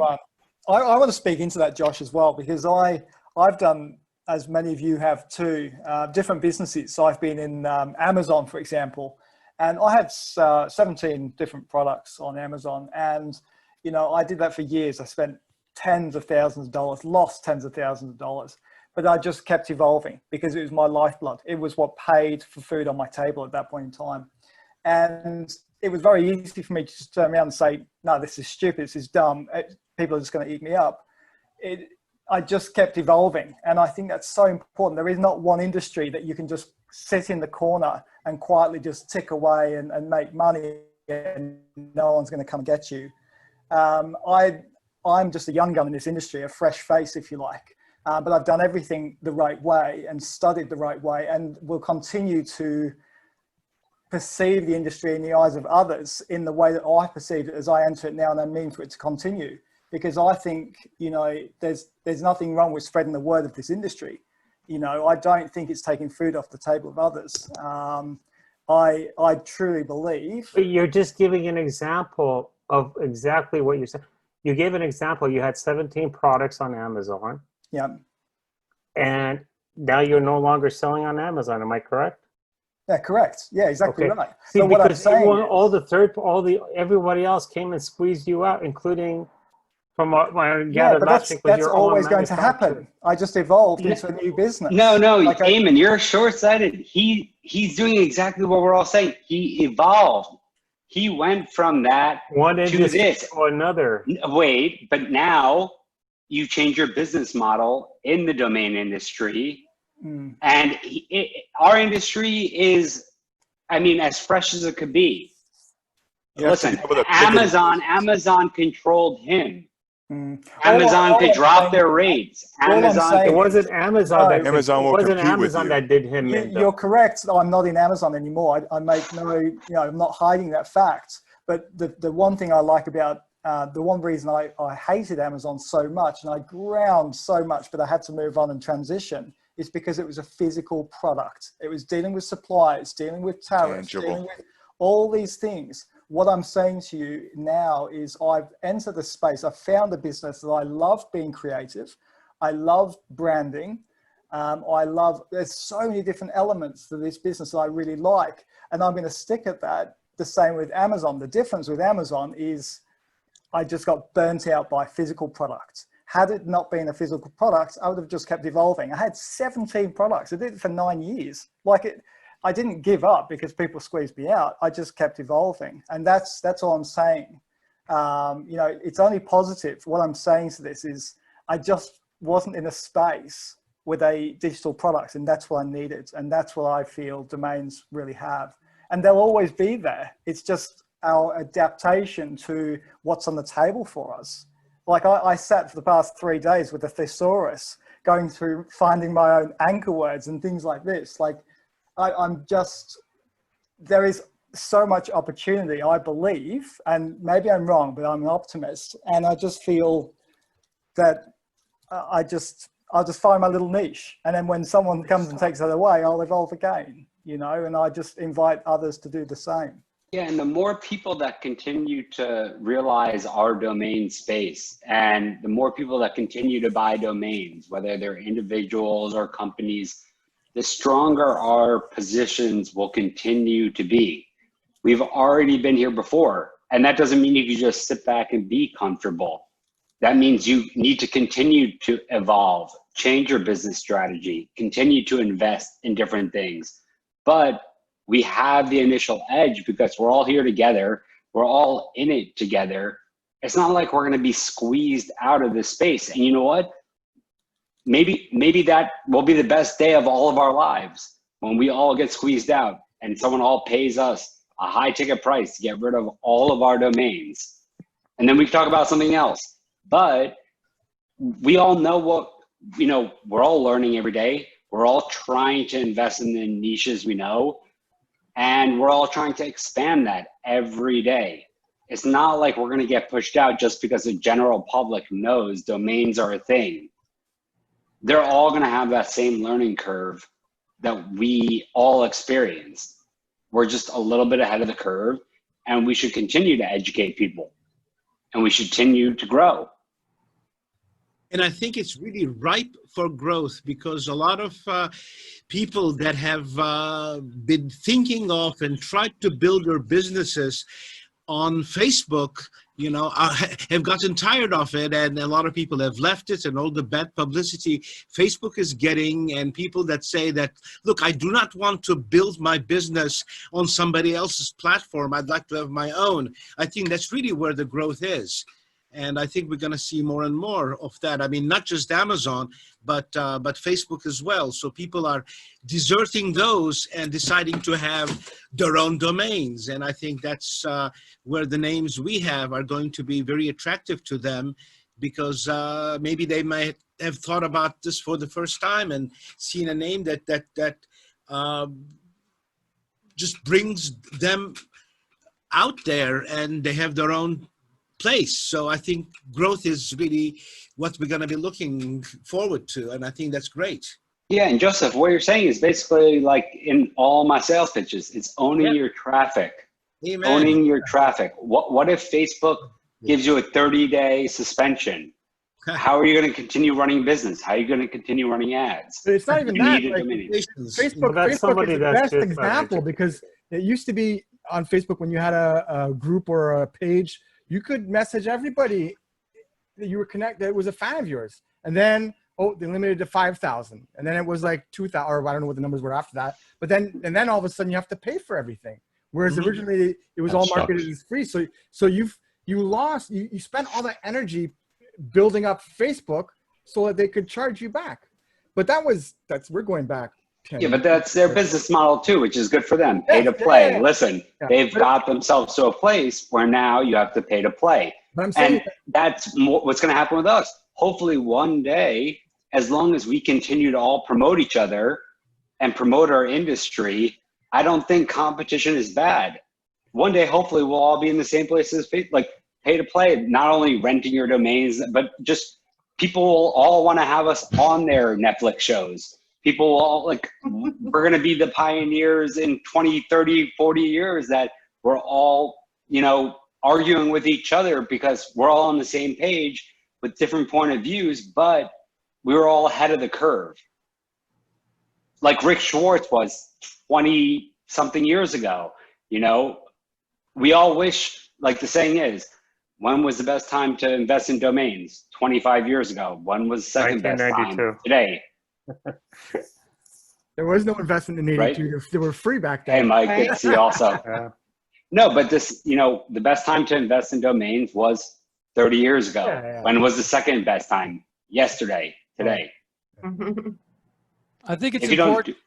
I think it's important to realize as a general principle that life evolves and our industry is evolving, and we can resist it if we want to, or we can participate and try to manage it or steer it in the direction that we want to. But it's going to occur one way or another. And the second thing that I think it's good for us to remember is that change is always uncomfortable. You know, evolution and growth is always uncomfortable. It's never all like good. It's never all roses. There's always some thorns there too. So as we grow, there's also going to be some pain. We're going to have to readjust and jockey around. There is going to be more people coming in, more competition, more companies, more consolidation, all these different things. And so we just need to be alert and on our toes, and we need to be united. And I think that pretty much everything that everyone has said today, you know, takes us in all of those directions. But I just wanted people to recognize that it's going to also be uncomfortable as we grow individually in our own businesses and as an industry as well. You know what, Keith, for the people that are still on this chat and the people that have been a part of it, the people that aren't comfortable with getting uncomfortable will benefit from them leaving the industry, and then we'll be the next people taking over and for that next phase as well, for all the people that in 5 years from now were in our place whenever we got started. You have to start somewhere. You can't go back. Right. Right? Like you can't go back. You could stand still, which is not doing you any good, or move forward. So get uncomfortable, you know, whatever. Put on your socks and your sandals, put on your shoes without socks, get uncomfortable, whatever that takes, and adjust, change your business model, just move forward. But at least you have that advantage. We're all on this call. We all know what it is that we think that we're good at in this industry. But yeah, there'll always be challenges. And at least we're ahead of the curve than the people that are coming in a year from now. And hopefully we can share our advice with them. Amen.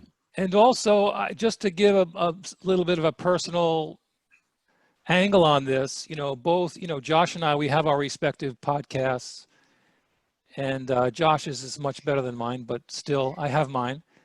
And, but, you know, Josh and I have spoken a couple of times how much we support education in the industry and how we want the industry to grow. And at the same time, I have to say that, you know, we're both also a little uncomfortable with what we're doing. Like sometimes we think, you know, what did I just say on my podcast? I'm encouraging competition for those domains that I'm trying to capture in the aftermarket. That's what I'm saying. And so, but our belief and conviction in the bigger picture of what we're doing, of educating people and increasing competition and widening the industry and deepening the industry, is going to improve the industry and in the end benefit us. Our conviction to that principle, you know, takes us through that initial, you know, those day-to-day fears and, you know, a little bit of uncomfortableness and pain that we sometimes experience too. And thank you both for that. I'll say this, and because it is true. And for anyone that ever kind of questions my intentions, I mean, I don't get to even buy right now anyway. That's maybe that's up for discussion in the future. But I created a platform for investors to be able to buy and sell names at a wholesale price. I can't even take advantage of that. And I don't, trust me, it's not like that. It takes up way more time than what I would like. And, you know, it's things like that, and things like talking about sales and things like you know, like Keith said, like he talks about in his podcast and helps new investors come in. It's things like that that I think are important. And I think that, you know, the more that kind of stuff is done from people, I get it. It's really tough to do because you're encouraging competition to a certain extent. And I do also kind of like go back and forth on some things, on how much I share on my podcast and all of those kind of things. And it does kind of scare me to a certain degree because, it makes things more difficult for me to be able to make a living in this industry. But I just think the pros outweigh the cons in the grand scheme of things. So. Look, that's honorable of you. Look, when I told my friends how much I sold one of my domains after I did the deal, and I showed them my texting on my phone, guess what? They started buying a bunch of domains. Great. Done. Done deal. Hey, you know what? I could have sold the course to them, but of course but what are you worried about? Like, great they bought those I'm names. not worried about anything because the domains they bought, I don't know where the hell they got them, where they thought about it. But here's the thing. One of them, I took it a step further. I taught him about influencers. So within approximately a year, he's got about 15,000 people following him as an influencer on Instagram. So I don't have a problem with teaching my friends, like my relatives, whatever it is, which I've talked to them about and everything there. But again, what John just said, I mean, now you're kind of shooting yourself in the foot because you got 200-300 million domains registered, and I guarantee you, we're not even the group that shows up here with 150 people on this social. I promise you, we're not even scratching the surface with those domains that we have. But look at all those competition that we have, and out of the 200-300 million, I guarantee you, professionally run websites, there's nowhere near that. I couldn't disagree with you more. Huh? I couldn't. What I'm saying is, the more people that you're explaining what it is that you do, the more people that you get registering domains, the more people that they're talking to at a bar once COVID's over, or their friends on a Zoom chat that are doing the same thing will only benefit our industry. You're assuming they're going to come and buy from you. No, I'm not. Well, I'm assuming that they're how is it? People don't know what a domain is. If I register, look, there's been domain names where literally like an idiot, I did not register them, and I go back to register them. Literally, I swear to God, 3 days later, that domain is taken. What I'm saying, yes. Go, Daddy. Okay, I hear what you're saying, but what I'm saying is, the more the more people that you explain what it is that you're doing, the more people that are, we're not going to be the biggest benefactors. Obviously, GoDaddy will, but the more people that are buying domain names that understand, like you just sold them on the fact that, look, you just made this great margin on this domain name. You sold them this dream. The more people that they have that conversation with, the more people they talk to, the more people that are registering domain names is going to benefit our industry as a whole. And that's like, I'm going to take a big shift, but like with this whole COVID thing, now everyone's, wants to do their side hustle. They want to get online. Everything's shifting online. They're not going to buy my name. They're not going to buy your name. If they do, great. They're going to register a domain name. Yeah. They're going to start their side hustle. Yeah. And you know what? God willing, they succeed. And in 3 years from now, when they want to upgrade and they want to scale, then they're going to talk to the people that are on this kind of chat that have their upgrade. And it's all good for our industry. The more people that understand what a domain name is, buy them. I understand what you're saying. I get your point. I'm not saying you're wrong. I'm just saying it's a double-edged sword in a way. It is a double. That's industry. Yeah. I mean, I think the truth, though, it will always be a double-edged sword. But the benefit, though, if you are okay or you're successful in what you do, and you teach somebody else, yes, they go out there and buy whatever domain names. But the time will come where they will know somebody who need a real domain name, and guess what they're gonna call? You.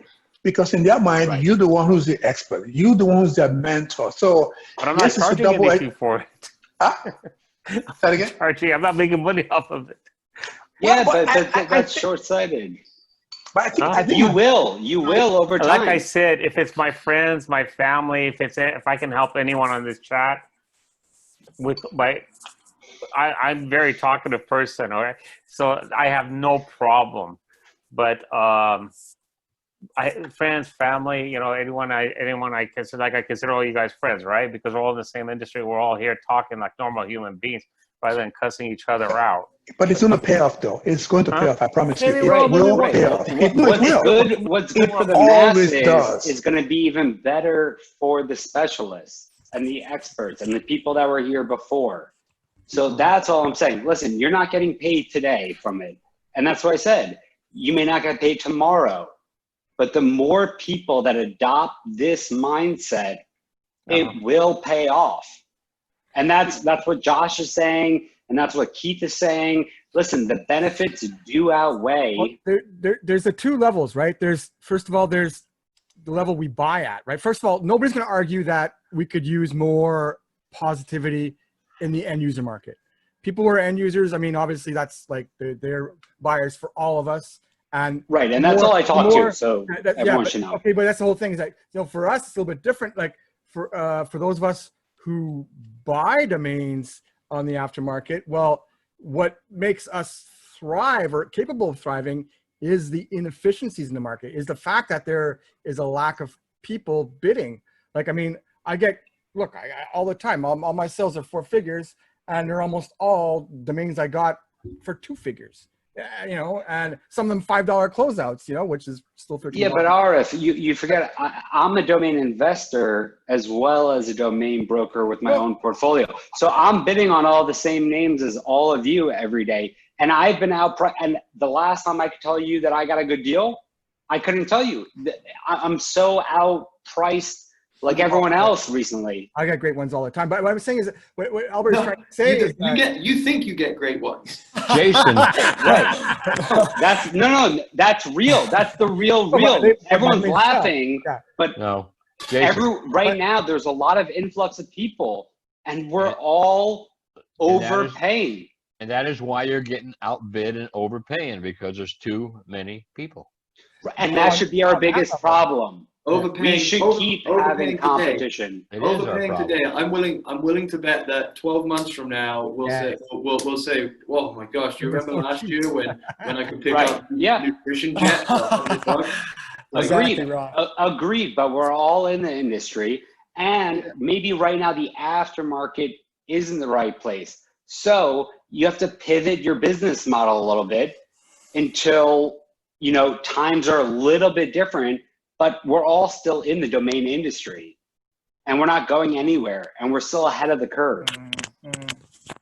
Yeah, I'm actually a firm believer in education, and always have been. So I just want to applaud Keith and also Josh for actually sticking their neck out and trying to educate the people, because it's one of the reasons why I've been blogging for over a decade. It's another reason why I put together masterclasslessons.com, which is exactly how to do monetization. It's education, to me, is the silver bullet in many respects for our industry, where, yes, as more people come in, there'll be more competition, say, to buy domain names. But you've got to me, you view the world either as you're playing in a pond or you're playing in an ocean.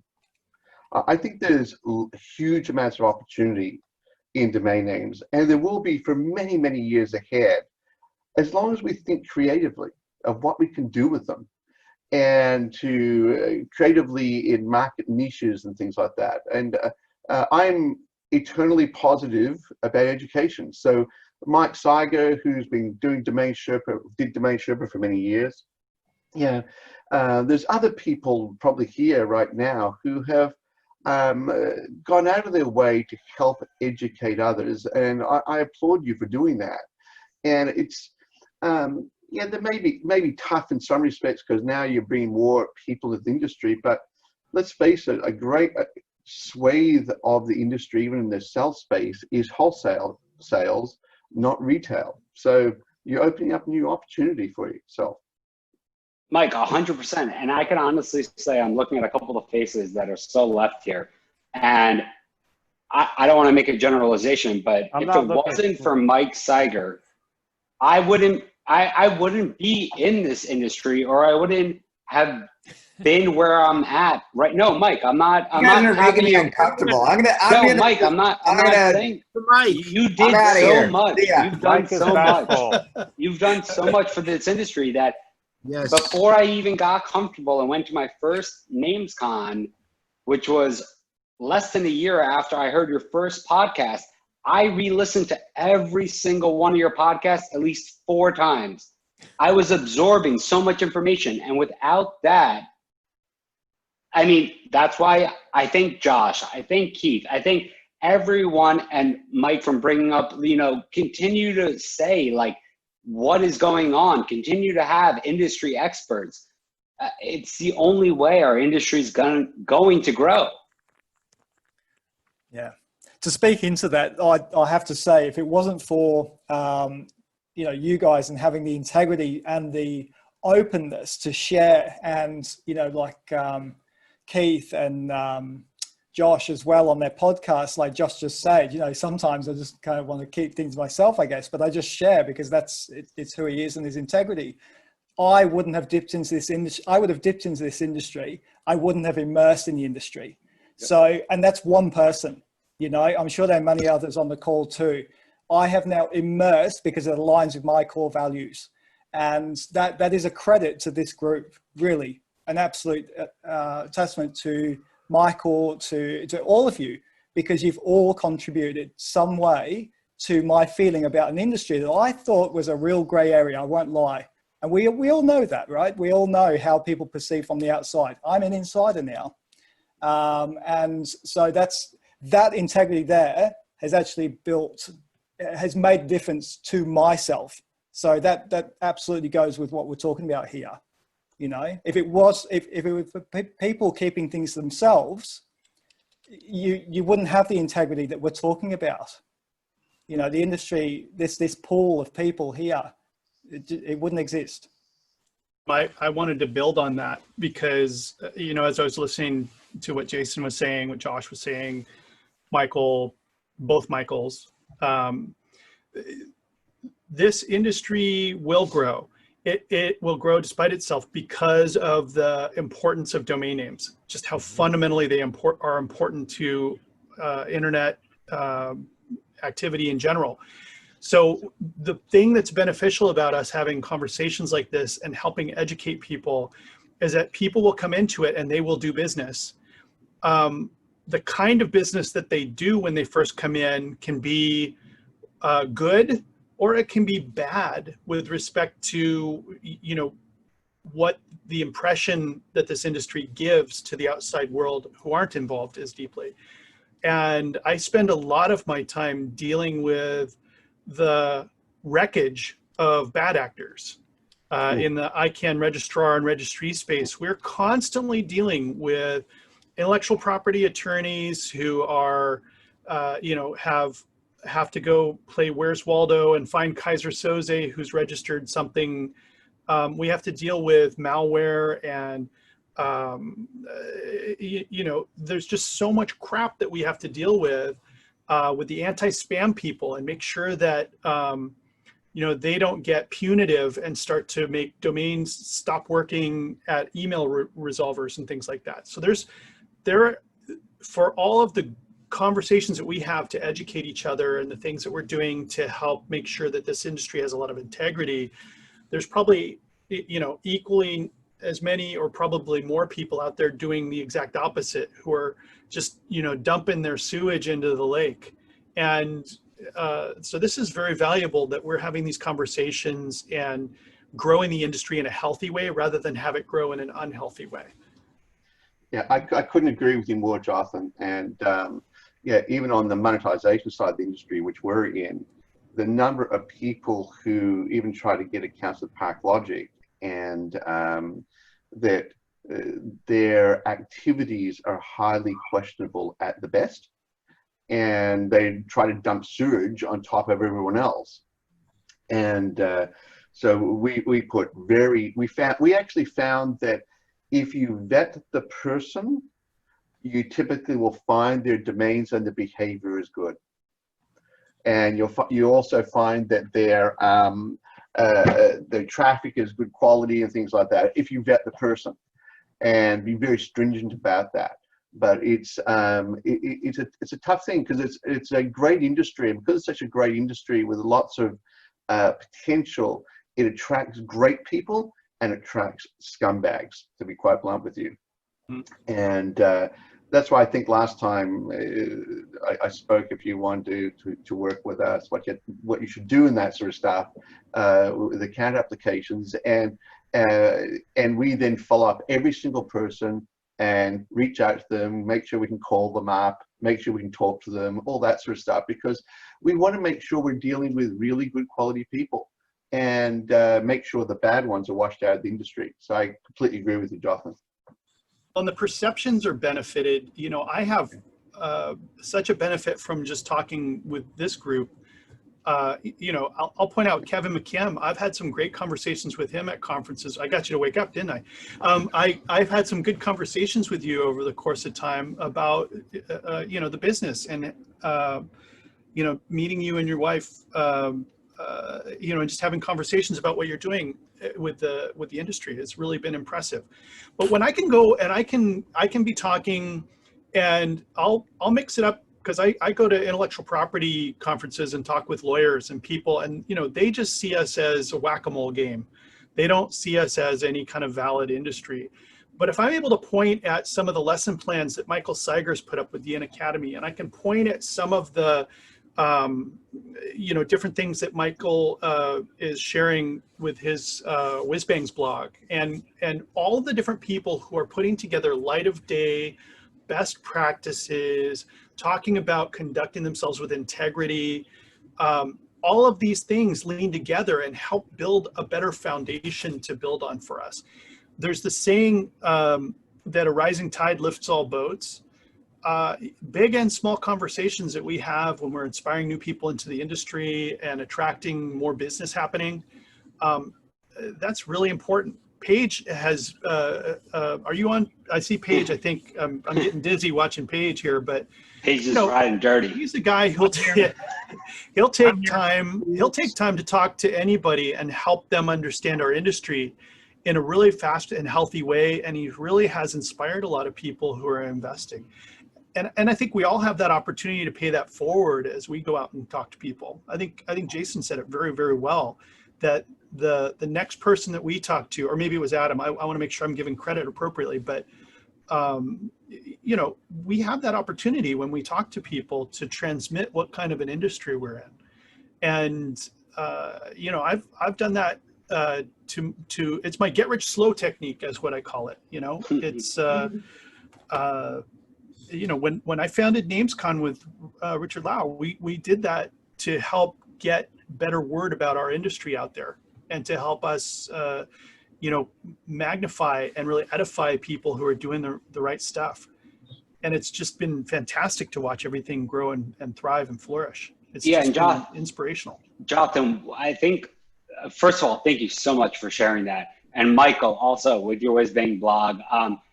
I think that's exactly where we're at. Listen, every industry that starts out is always in that gray area, right? And then how could we get out of that gray area? And then how could we, like, selfishly speaking, as a broker who's trying to reach out on clients' names, or even doing outbound on my own name, like, get out of that gray area where people think that I'm just calling them. Like, we all know that every time you register a domain name, you get a spam call from someone. Like, how do we separate ourselves? And, you know, the value that we're adding, I think, speaks enough to itself that if you hear us out and you give the right pitch, and we continue to hear education like Josh is giving, like Michael Seigers giving, you know, like Keith is giving, like the people who will continue to speak about the industry will only further us better. So I think all industry started in that gray area. And the only way to get out of it is to continue to have people educate, 1, 2, to continue to talk amongst ourselves, but also 3, have a voice outside the industry that are reaching out to the businesses and brands.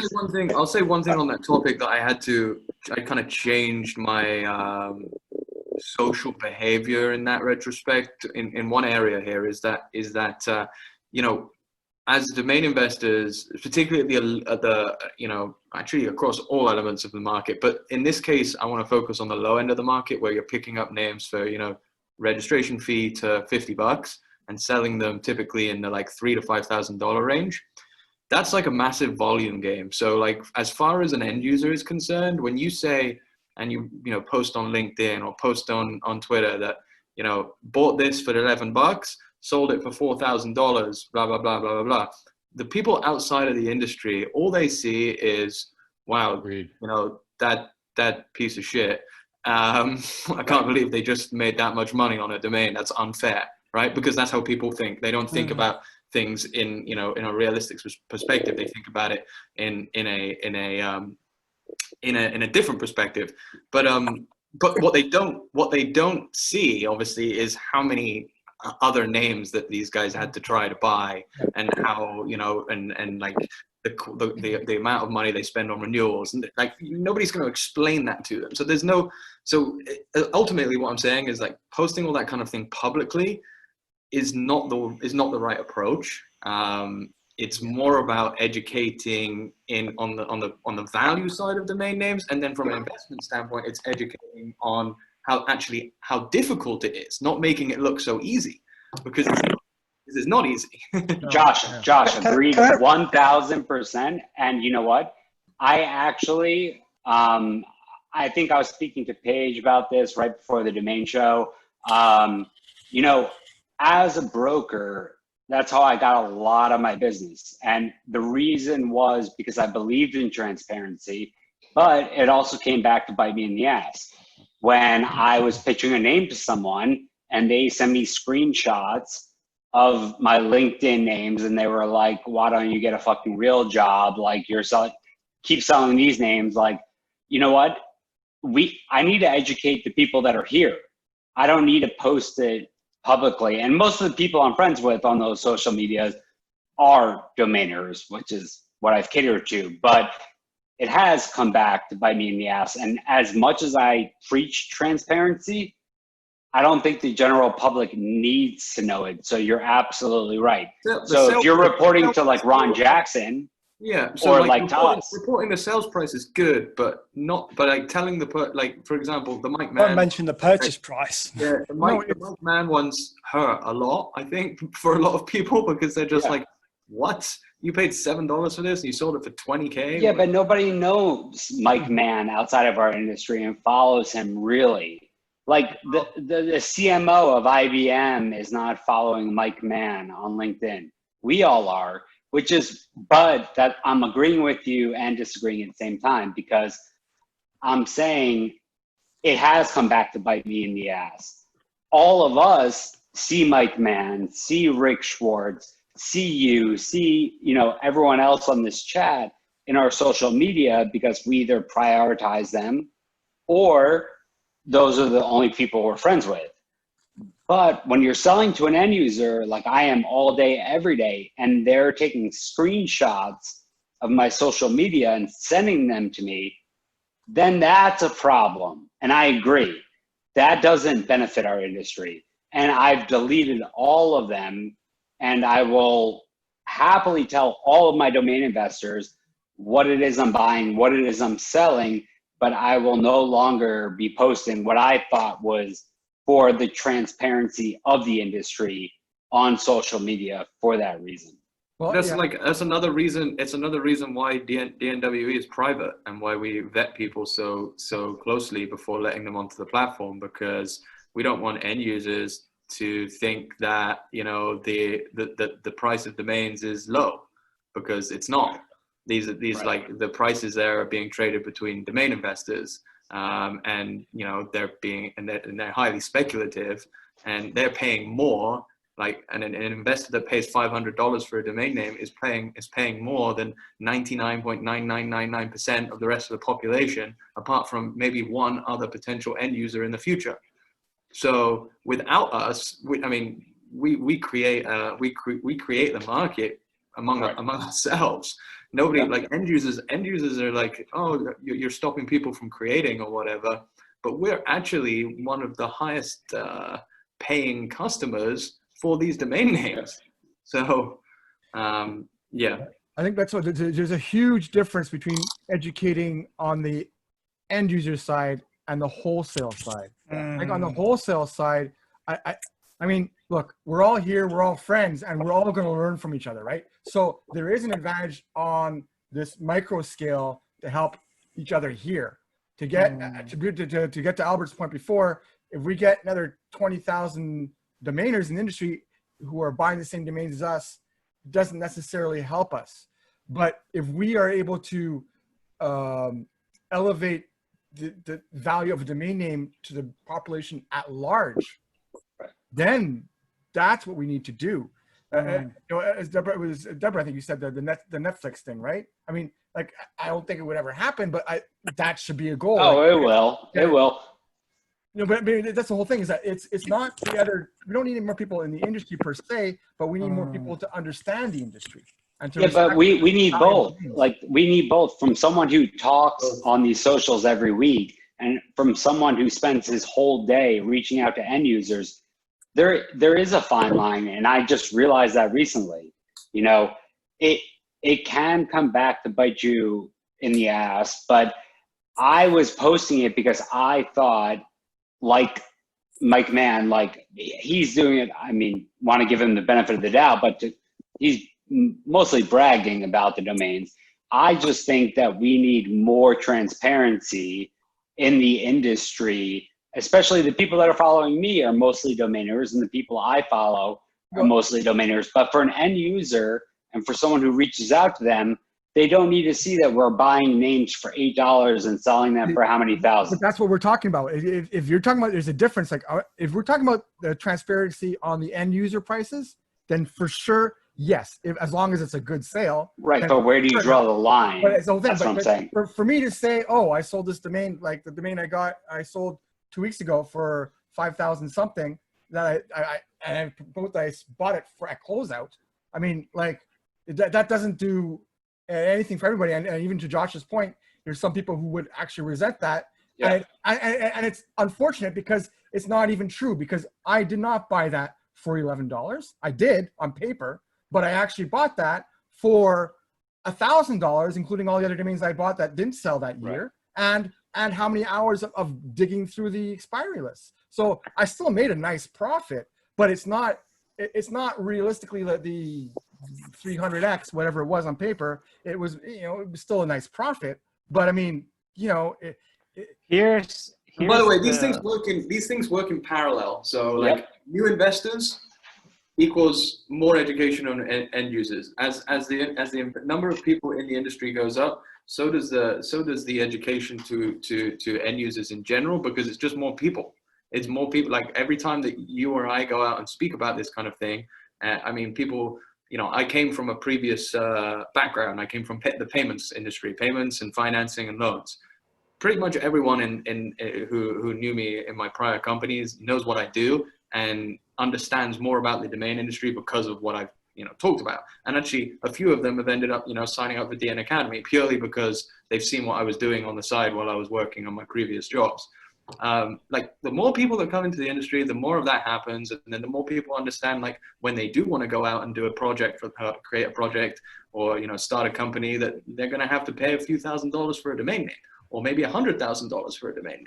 But to someone else that has never heard anything about the domain name industry other than seen a GoDaddy ad before, of course they're going to get sticker shock when they hear about the prices that people pay for domains, because all they see is the GoDaddy advert to register your domain today for $1.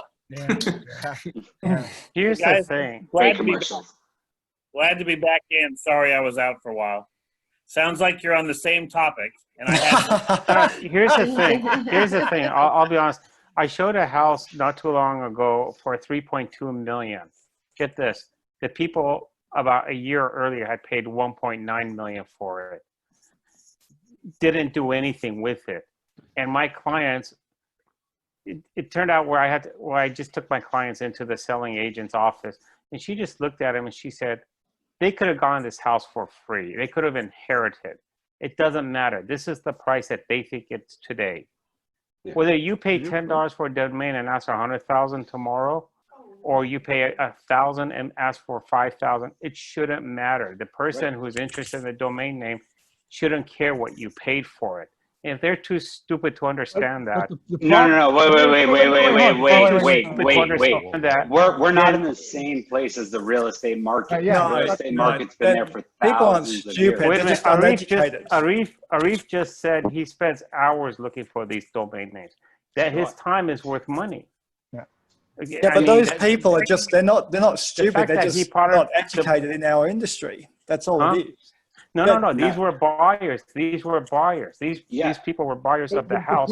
But the difference and all I'm saying is, what difference does it make? Yeah, but how people- much I buy it? You want it, I have it. You want it, it's this price. You don't want it, good. Because leave. people understand the But value people of get physical real estate. Right.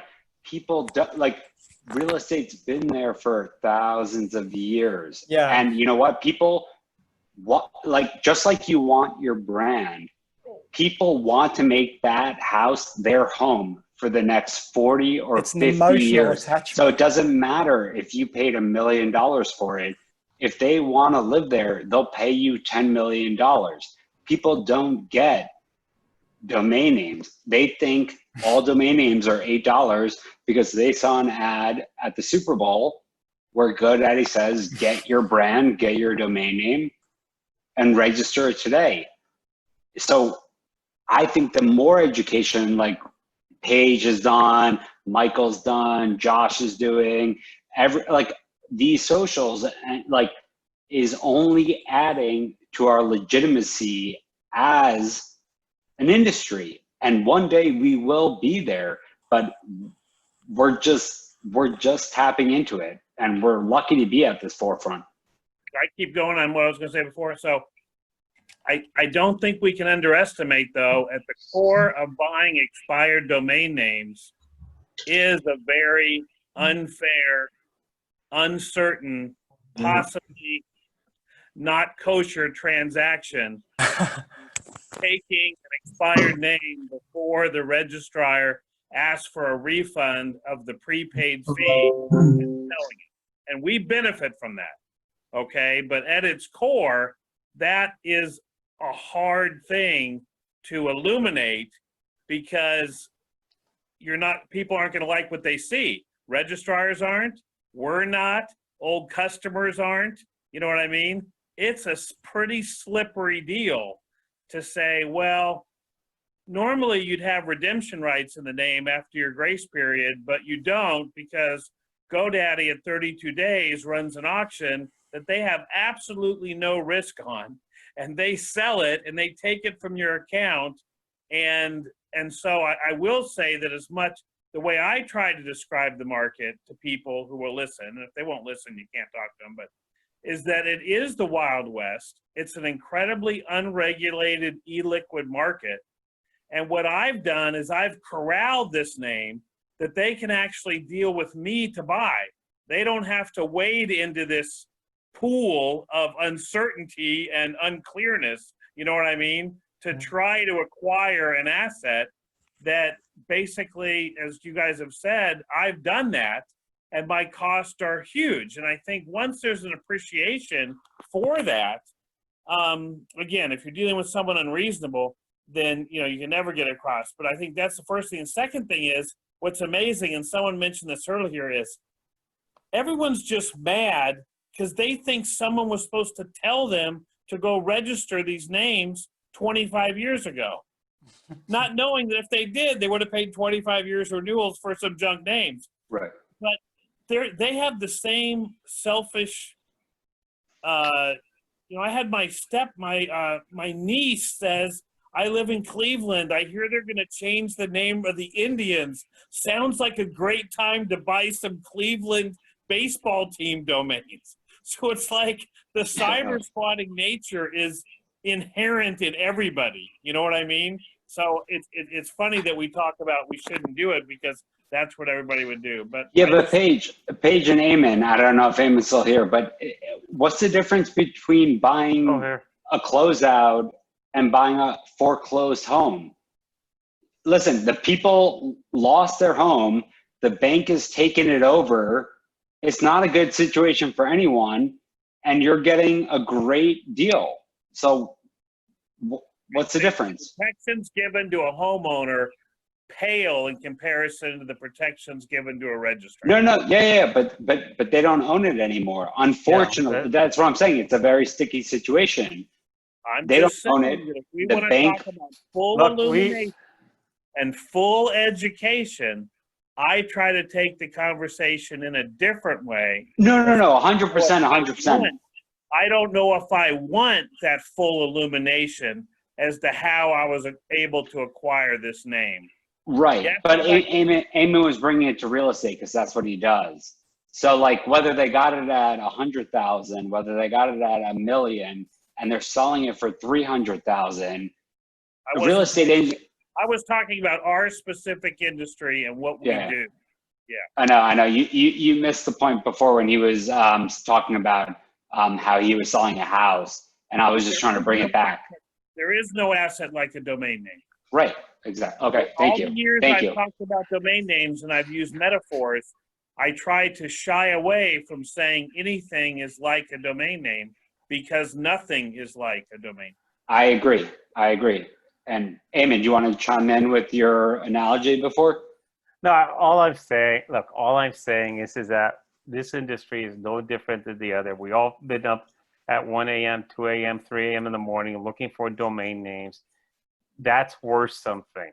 And it's not like, and just because you find a holy grail where you buy something for a couple $100 and sell it for $70,000, $80,000, $90,000, nothing wrong with that. Somebody was willing to pay for it.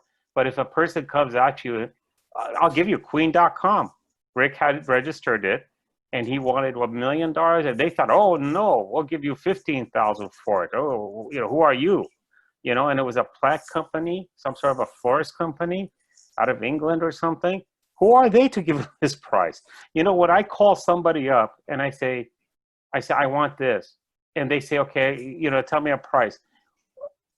And we say, no, you're the one. I tell them, no, you're the one that's selling. I don't want to give you your price. You tell me the price. Just like the other day, I'm not going to say anything.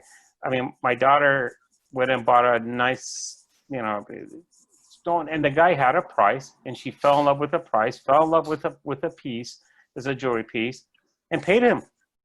We tried to negotiate, wouldn't go down, and we knew it was a steal, $4,000 under market. Yeah, but I'm a little lost. You were trying to take the opposite point before. No, I'm not saying. I'm saying when somebody comes to you and says you only pay $10 and you want $5,000 for this domain name, no, it doesn't. Who cares what they say? And I walked in the pawnbroker business. They walk into our store and say, "Listen, I know I pawned this item for $50, and a year and a half later, you want to sell it for $1,500?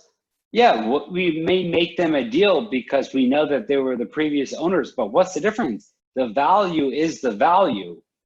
And what we're asking, if you want to own this, you will pay this. Correct. But all I'm saying is that we shouldn't feel bad for wanting our price. I don't feel bad for anyone. Good. Exactly. That's all I was trying to get through. It doesn't matter what they say. It doesn't, and it really shouldn't matter what they think, what they say. I got an offer from an insurance agent, an insurance name. I think I told him $1,000. He said, "Well, I'll offer you $50." I said, "Why you offer me $50?" I said, "I told you give me a reasonable offer." And he, I cussed him out. And I don't have time for $50. I got better things to do than this idiot offered me $50 and wasting my time with about 10 different emails going back and forth. But that's that's all I'm saying is that whether it's domain names, whether it's real estate, whether it's anything else, you got a service, you got a product, somebody else wants it, fine. They can have it for a price. Anything's for sale at a price, at the right price. That's all I'm saying. Well, there is a component there that's important, and this is a difficult thing. But anyone can ask whatever they want for the domain. I completely agree with you.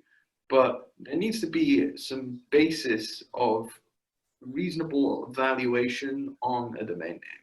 Meaning, like, you can't just say because you registered the domain that you know now it's worth $5 million or whatever. That's not gonna. I mean, you can, but that's not really gonna help the industry. Booking360s.com. He wanted 5,000. He got offered 1,200. That's the risk any industry takes. Well, no, but what I'm saying, I know that, and we're not gonna change that. But I'm saying that as a whole, as an industry, if there is some established, like, that's why GoDaddy is doing what they're trying to, with like Go value and all that kind of thing. They're trying to establish some kind of value. Now, I don't like it, and most people don't like it because it hurts us.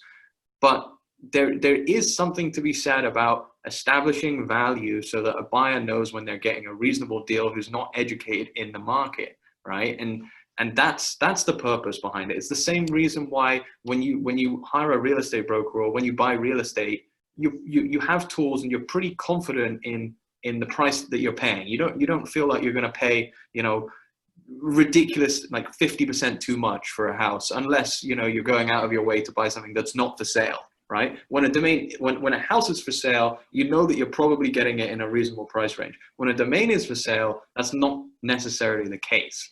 Josh, you hit the nail on the head. You hit the nail on the head, and that's a problem right now. We don't have enough people. So like the other day, I mean, a name I'm in escrow with right now, I bought it for $8 a couple days ago. I pitched it to them for $1,500. They said, we found it valued at, they already agreed to the $1,500.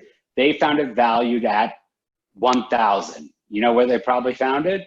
At a GoDaddy valuation, because that's where most people do. And they were going to be the best possible end users for it. So I said, I hate to use this phrase, let's meet in the middle at $1,250. They said, we found it valued at $1,000. I said, so let's make a deal. And they said, okay, we'll do it for $1,100. But if there's, which is still great for us, but what I'm saying is, if GoDaddy is the end all and be all, and they're the only comp, like when Josh is using, or Eamon, you're using the real estate, comparable markets. If they're the only ones that people, the general public, know of, it helps us by educating them, but also it does hurt us because, I mean, I could give them comps, I could do only so much, and they probably would have paid $1,500. It doesn't matter. Like, for them, it didn't make a difference, but that's what they wanted. And you know what? They're going to put it to use the day after they get it. So I want it to go to them. And at the end of the day, what's $300 to me is a lot more than $300 to them. And actually, a lot of the real estate market, just to kind of get it back on a little, actually, a lot of the real estate market, people are having an issue with like Zillow.com, where they're starting to give their own valuations. Because apparently their value, I know their value, because I just had one property where Zillow is telling me it's worth $950, and the appraiser is doing it at $1,150,000. So a lot of people, GoDaddy, if they continue this and there's enough investors, they may, I don't know, but Zillow, I think, was being hit with a lawsuit because of what they're doing. Because they have an interest in devaluating properties, because apparently they're in the property business now, buying. So they built their name up as the authority, and now they're buying properties that they're telling everybody is worth $950. Yeah, and also let's not forget that GoDaddy profits with volume, right? Because for every domain that's registered, it's $8.50 or no, $15 in their pocket. I guess there's more people who don't have the domain discount club. So for them to lower the prices and get more buyers in, it profits them big time. Big time. And Cito is the same way. I mean, Cito's telling me, Estabot seems to be on the higher end, but Estabot told me one name is worth 10,000, and I sold it 7 times that. I mean, yeah, but when you talk to the end user, they're going to say Estabot values it like that's what I'm saying. No, but I sold it 7 times that. Yeah, but if they did their due diligence, listen, haven't we all? But at the end of the day, when we have these factors working against us and end users are saying, you know, like, even though I could show them that there's 12,500 searches a month, cost per click is, you know, $40.50, but Esteban says it's worth less than $100. Like, that's just a conversation you're having with an end user. Like, What if it's, they're going to say, I'll pay you $99. If it's influencing that user, I mean, you're getting hurt. Yeah, unless but you what start I'm saying putting, is, unless you start putting the domain name to use. And actually, that's what I actually did before I sold it to the guy. I just started putting it to. I said, you know what? I have access to everything a lot more than what you have access when you start using the domain name. I just started using it, and guess what? He gave in. Yeah, but that's what you did. That was your opportunity cost. So on the same note, like, why can't you just say to the same person, listen, these 3 companies are advertising for this keyword and they're paying, there's 12,500 people searching a month. How many is that a year? He knows Times that. $40 a month. He's on several domain names in the Yeah, industry. but you're talking This guy about was your educated about own it, guy, but right? I know. You're talking about your own guy. But this is how you have to explain. Yeah, can I jump in here? If I own an asset, call it a domain name, I can ask whatever price I want for that asset. I may not sell the asset, but I am the person who controls the asset. Now, the whole purpose of a buyer-seller is to get an accommodation on perceptions of value. And the reason why a buyer wants a domain name is because it's unique. That's the reason why they buy it. They want it. They want to be able to purchase that domain for its uniqueness that they can then use and leverage up into their own business. Now, if you as a seller is asking for $1 billion for a domain name, then they're unlikely to have many sellers who are willing to pay that. But on the other hand, if you're asking $10,000, you end up in you decrease your price, and you decrease your price, you essentially are meeting the demand at a certain point. It's just a supply and demand curve. And the issue, what you're discussing here, is what does the shape of the supply and demand curves actually look like? And I've always been one to be very careful about doing comparables, because as soon as you're going and looking at comparables, you're now looking at, you're now saying this unique item, oh, there's many like it. Which is a bit silly. I've never understood that. Yeah. So I actually wrote a blog on pricing a number of years ago. Wrote a blog on pricing domains and pricing them for their uniqueness, and justifying it based upon dare I say user demand, and using some high-called metrics and everything like that, and looking at the supply and demand curves and everything. And to me, it's a far more sensible way to go, because it allows the seller to price more effectively and the buyer, and to attract the buyers with the right size pockets. To me, if someone wants to buy a domain, I can put whatever price I like on it at the moment. Wait, right. But Mike, right? As domainers, we use comparables only when they work to our advantage. And then when they don't, we don't mention them. Yeah, I wouldn't mention them full stop. To me, it's not an issue of comparables. If you're selling a domain name for thousands of dollars, you're now dealing with a marketing discussion and a branding discussion. You're not dealing with anything else. Right. And the question to be looked at there is, what's the size of the marketing and branding budgets and things like that, and for that particular buyer. But anyway, it's a different approach. Well, comparable sales to a certain extent have to be used, because otherwise people wouldn't realize that a oneword.com that is taken in multiple different extensions and various different brands that use say thousands of brands are using that exact match.com. People wouldn't understand that historically those domains have sold for 6 and 7 figures. You almost need to be able to point to something to a certain degree without having to be specific, because otherwise who determines value? I mean, it's like but you're now specifying the shape of the supply curve. Yeah. And the reason why oneword.com is so valuable is for a couple of reasons. Is that there's not much supply. Yeah. Yeah. You're just describing the curve differently. Yeah, you're right. You're right. The basis of valuation should be on how many other companies want to use that brand, blah blah blah.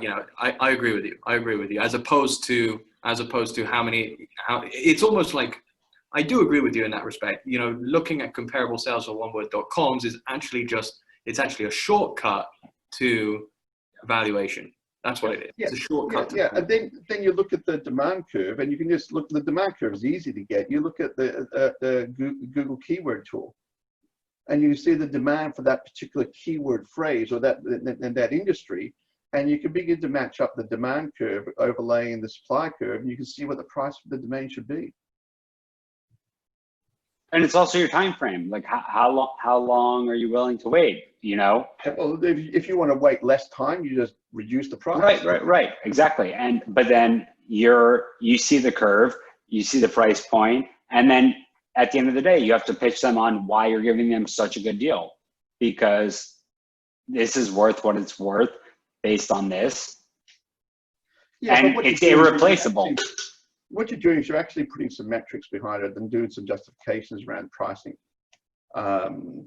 And because as far as I can work out, the great majority of pricing is done by throwing some grass up on the wind, and if it lands 2 feet away, it's this. If it lands 6 feet away, it's this price. And everyone just invents prices out of their rear end. And there's no real solid reasons why these domains are selling for for what they are. So you get people who then have stock turns of, I don't know, 0.01% a year, and they wonder why they're having to fund out of their jobs the domain portfolio. Yeah, it's not because they're asking too much. It's because they're asking the wrong price and not providing the right justification. So what would be a couple examples of your justifications besides what you just said, besides high level supply and demand, other than comms, like when you're talking to an end user, besides it being a one. I'll jump on that one, Jason. Yeah. No, I'm interested to hear what everyone has to say. I think that it isn't as much the comparable sales, it's the comparable properties and what they would cost. So when you talk about someone saying, we want a one-word, easy-to-remember.com, you're more than happy to let them explore the available options on the market, which puts them into a 6-figure range. You know what I mean? Because you're basically coming up with the cost component of the domain name. What's the equivalent thing out there? The problem with a lot of two-word .coms that have a lot of substitution in them is you don't want the buyer to go through that exercise, because they might be more likely to find something they can get at reg fee or a much lower price. Right. So we don't necessarily, unless you really know where your name sits in its scarcity value, determines whether, Jason, some of your discussions have been kind of like, hey, let's dance. I don't want to let you off this call without buying a name, because I know the more you look into it, the more you may find something else. You know what I mean? But at the same point, when you really know that your name has no available substitutions at near the price you're asking, that's when you know you can be tougher on price, and that's when I think Michael called it scarcity and we all call it. And that's where in a perfect market, transactions would happen. And the reason I keep pushing back against us being like real estate is the difference in liquidity between the real estate market and the domain market is a factor of 100 or 1,000 in terms of the underlying bid that exists for most real estate in the world is within 10 to 20 to 25% of its asking price. And that is not the same as the domain name industry, where the wholesale retail spread can be as much as 2 cents to $1 or 3 cents to $1 or even 10 or 15 cents to $1. And that's where I think that we miss when we try to draw some parallels, because the liquidity discount, because of the inefficient market, the uncertainty, and the lack of participants, is so huge in the domains. Yeah. By the way, thanks for that page. I just posted the first in a couple of series of articles on my blog on exactly what I'm talking about with the supply and demand curves. Some of you may find that useful. I'm not trying to push my blog, but hey, there it is. What is that blog called again, Michael? How would I find Sorry? that blog? Sorry? You got muted. Oh, yeah. But anyway, yeah. So it's all about using an example of a particular domain, things like that, and yeah, just crunch the data, provide some justification.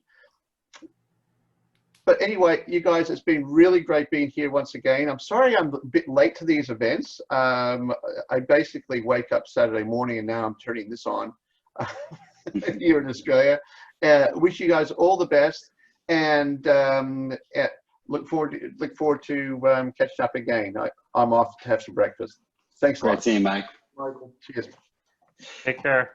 So Paige, I want to say, like, when you don't own that, you know, oneword.com domain, like that, those are the conversations that I'm having all day, every day, you know, which is why you're saying, you know, Jason's getting on the phone, he's having this let's dance, don't want to let you go. But now it's not even buying the get.com, then, you know, this extension at, like, not even just your keyword and something afterwards. Now you have like, I don't know, .horse, .pink, like anything that they could ever get in the world, but you have them talking to you about that domain. So unless you're at that certain tier, which I agree with you, when you own, you know, like a guy.com or a seniors.com, you're at a much different place than when you're selling, you know, a 34-character.com that's like San Francisco yachters, top hats, best club. Well, I mean, that's what I'm saying, Jason, is that just like the buyer wants to use logic to say why he shouldn't pay more, we want to use and appeal to logic as the arbitrator of whether or not our price is fair. So both sides, from a debating strategy, are trying to use what's fair and what's logical. And I've just found that sometimes I just have to drop all that. And as was said before here, not in a combative way, but almost just really kind of say, you may be right, but let's talk about this name and today and you and me, because that's really what it comes down to. You know what I mean? And that may hurt, because when we have a prospect on the line for a name, we're pretty excited and we want that prospect to come through at some price. And we know we may not get a prospect for a name for another month or another year or another 3 years. So that's why it's definitely an art. It's not a science. I don't think it's a science you can teach in a negotiating book as to when to be tough, when to be soft, when to be smooth, when to be accepting, you know. And that's why we all play our own golf ball. You know, we all run our own business, and we either profit or lose based upon how we do it. Yeah, 100%. And I mean, I go into every negotiation thinking that's the only name I need to worry about. If that's the only name I own, or that's the only name my client owns. Because right now I'm on the phone with them, and that's what we're talking about. That's a good point.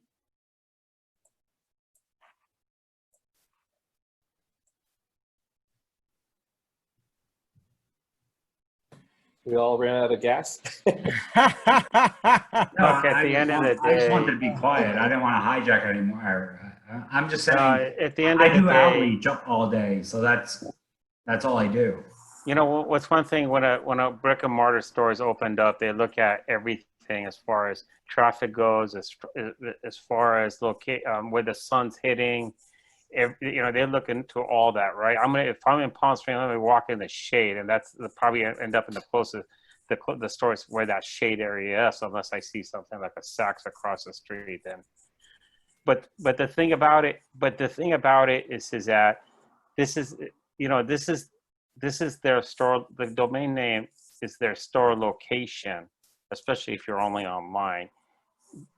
Right now, influencer. Right now, people are thinking about traffic, buying, influence and this and that. But then influencers get, it passes.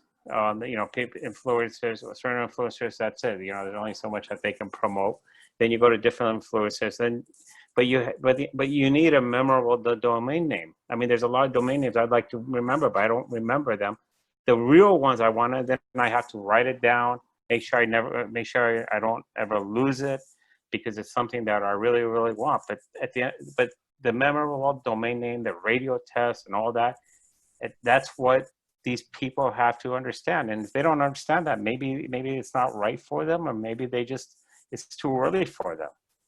Yeah, name it. Ice.com. Ice.com. There was, I remember Drew saying, there's one company I wanted, and 2 weeks later they said, okay, well, buy. He goes, well, I already sold it. I go, what do you mean it's sold? But Eamon, you talk, so you're the perfect person, right? And I'm the person that should definitely be having this conversation with you. You're selling real estate, right? All day, every day. Well, I've been a real estate broker since agent and broker since '89. Right. So you're having conversations with buyers of properties, right? So when you're having conversations with buyers of properties, are you also getting on the phone selling your domain names, or are you only doing inbound? No. Only no, inbound? I really don't. No, I don't know. There's no reason to push the domain names. There's no reason for it. But basically, no, hold on. commercial. Let's back up. It's mainly homeowners. I'm not asking you if there's a reason to push domain names. I'm asking you, you're in real estate and you sell real estate, right? You get on the phone with people. It's not my primary source of income, but if people ask me, yeah, it's a good living. Yes, it's a good side job. Like they ask you, why should I buy this house? And you have conversations about it. Correct. So are you doing any outbound on your domain names? Oh, my domain names, my domain names, emails. That's it. Just 1 or 2 emails. That's all. Are you just responding to inbound? Yeah, but I don't get that much inbound. Okay, so how would your real estate business be if you sat in your house all day and waited for people to call you about the properties that you were listing? How would it be? Yeah. What do you mean? I mean, how would your business be operating if you sat in your house all day and waited for people to contact you about properties without reaching out to clients to sell real estate? Well, again, you have to list the properties in different formats. Whether it's the MLS or whether it's your own website or both, you have to list them up in different formats. I mean, I don't list properties. I haven't listed a property in like 20 years. I deal with buyers who are qualified. Paige, what were we going to say? My last deal, the buyer turned over $3.5 million, handed cash. That's the way I deal. The only reason you only deal with pre-qualified buyers that have cash, or else it's just a waste of your time. Because again, it's not my primary source of income. But if I know the person, they ask me, why wouldn't I want to do it? But it's not my primary source of income, because I think because real estate is, you're either starving or you're making money. 10% are making the most money, 10% of the agents, while 90% are out there, starving and begging for a commission of, instead of 3%, they're saying, give me $1,500, $2,000, just to put the deal together. They're willing to cut down their commission and just put something together. Everyone thinks, well, I'm serious. I'm in Los Angeles area, and this is a dog eat dog market. because and then now you have a lot of the technology companies popping up, charging 1% commission. You know, so. Hey, did we lose you? I know you wanted to jump in. Sorry, Paige. RF, we lose him? Yeah, it looks like we lost him. Yeah. He'll be back, probably. Yeah. All right. Just so you all know, that whole segment's been recorded. I kind of forgot to stop and notice that we could go on, and so at this point, I will stop recording. But we can still continue if you guys want, just so you will like bookend it type of thing like this. So thanks everybody, and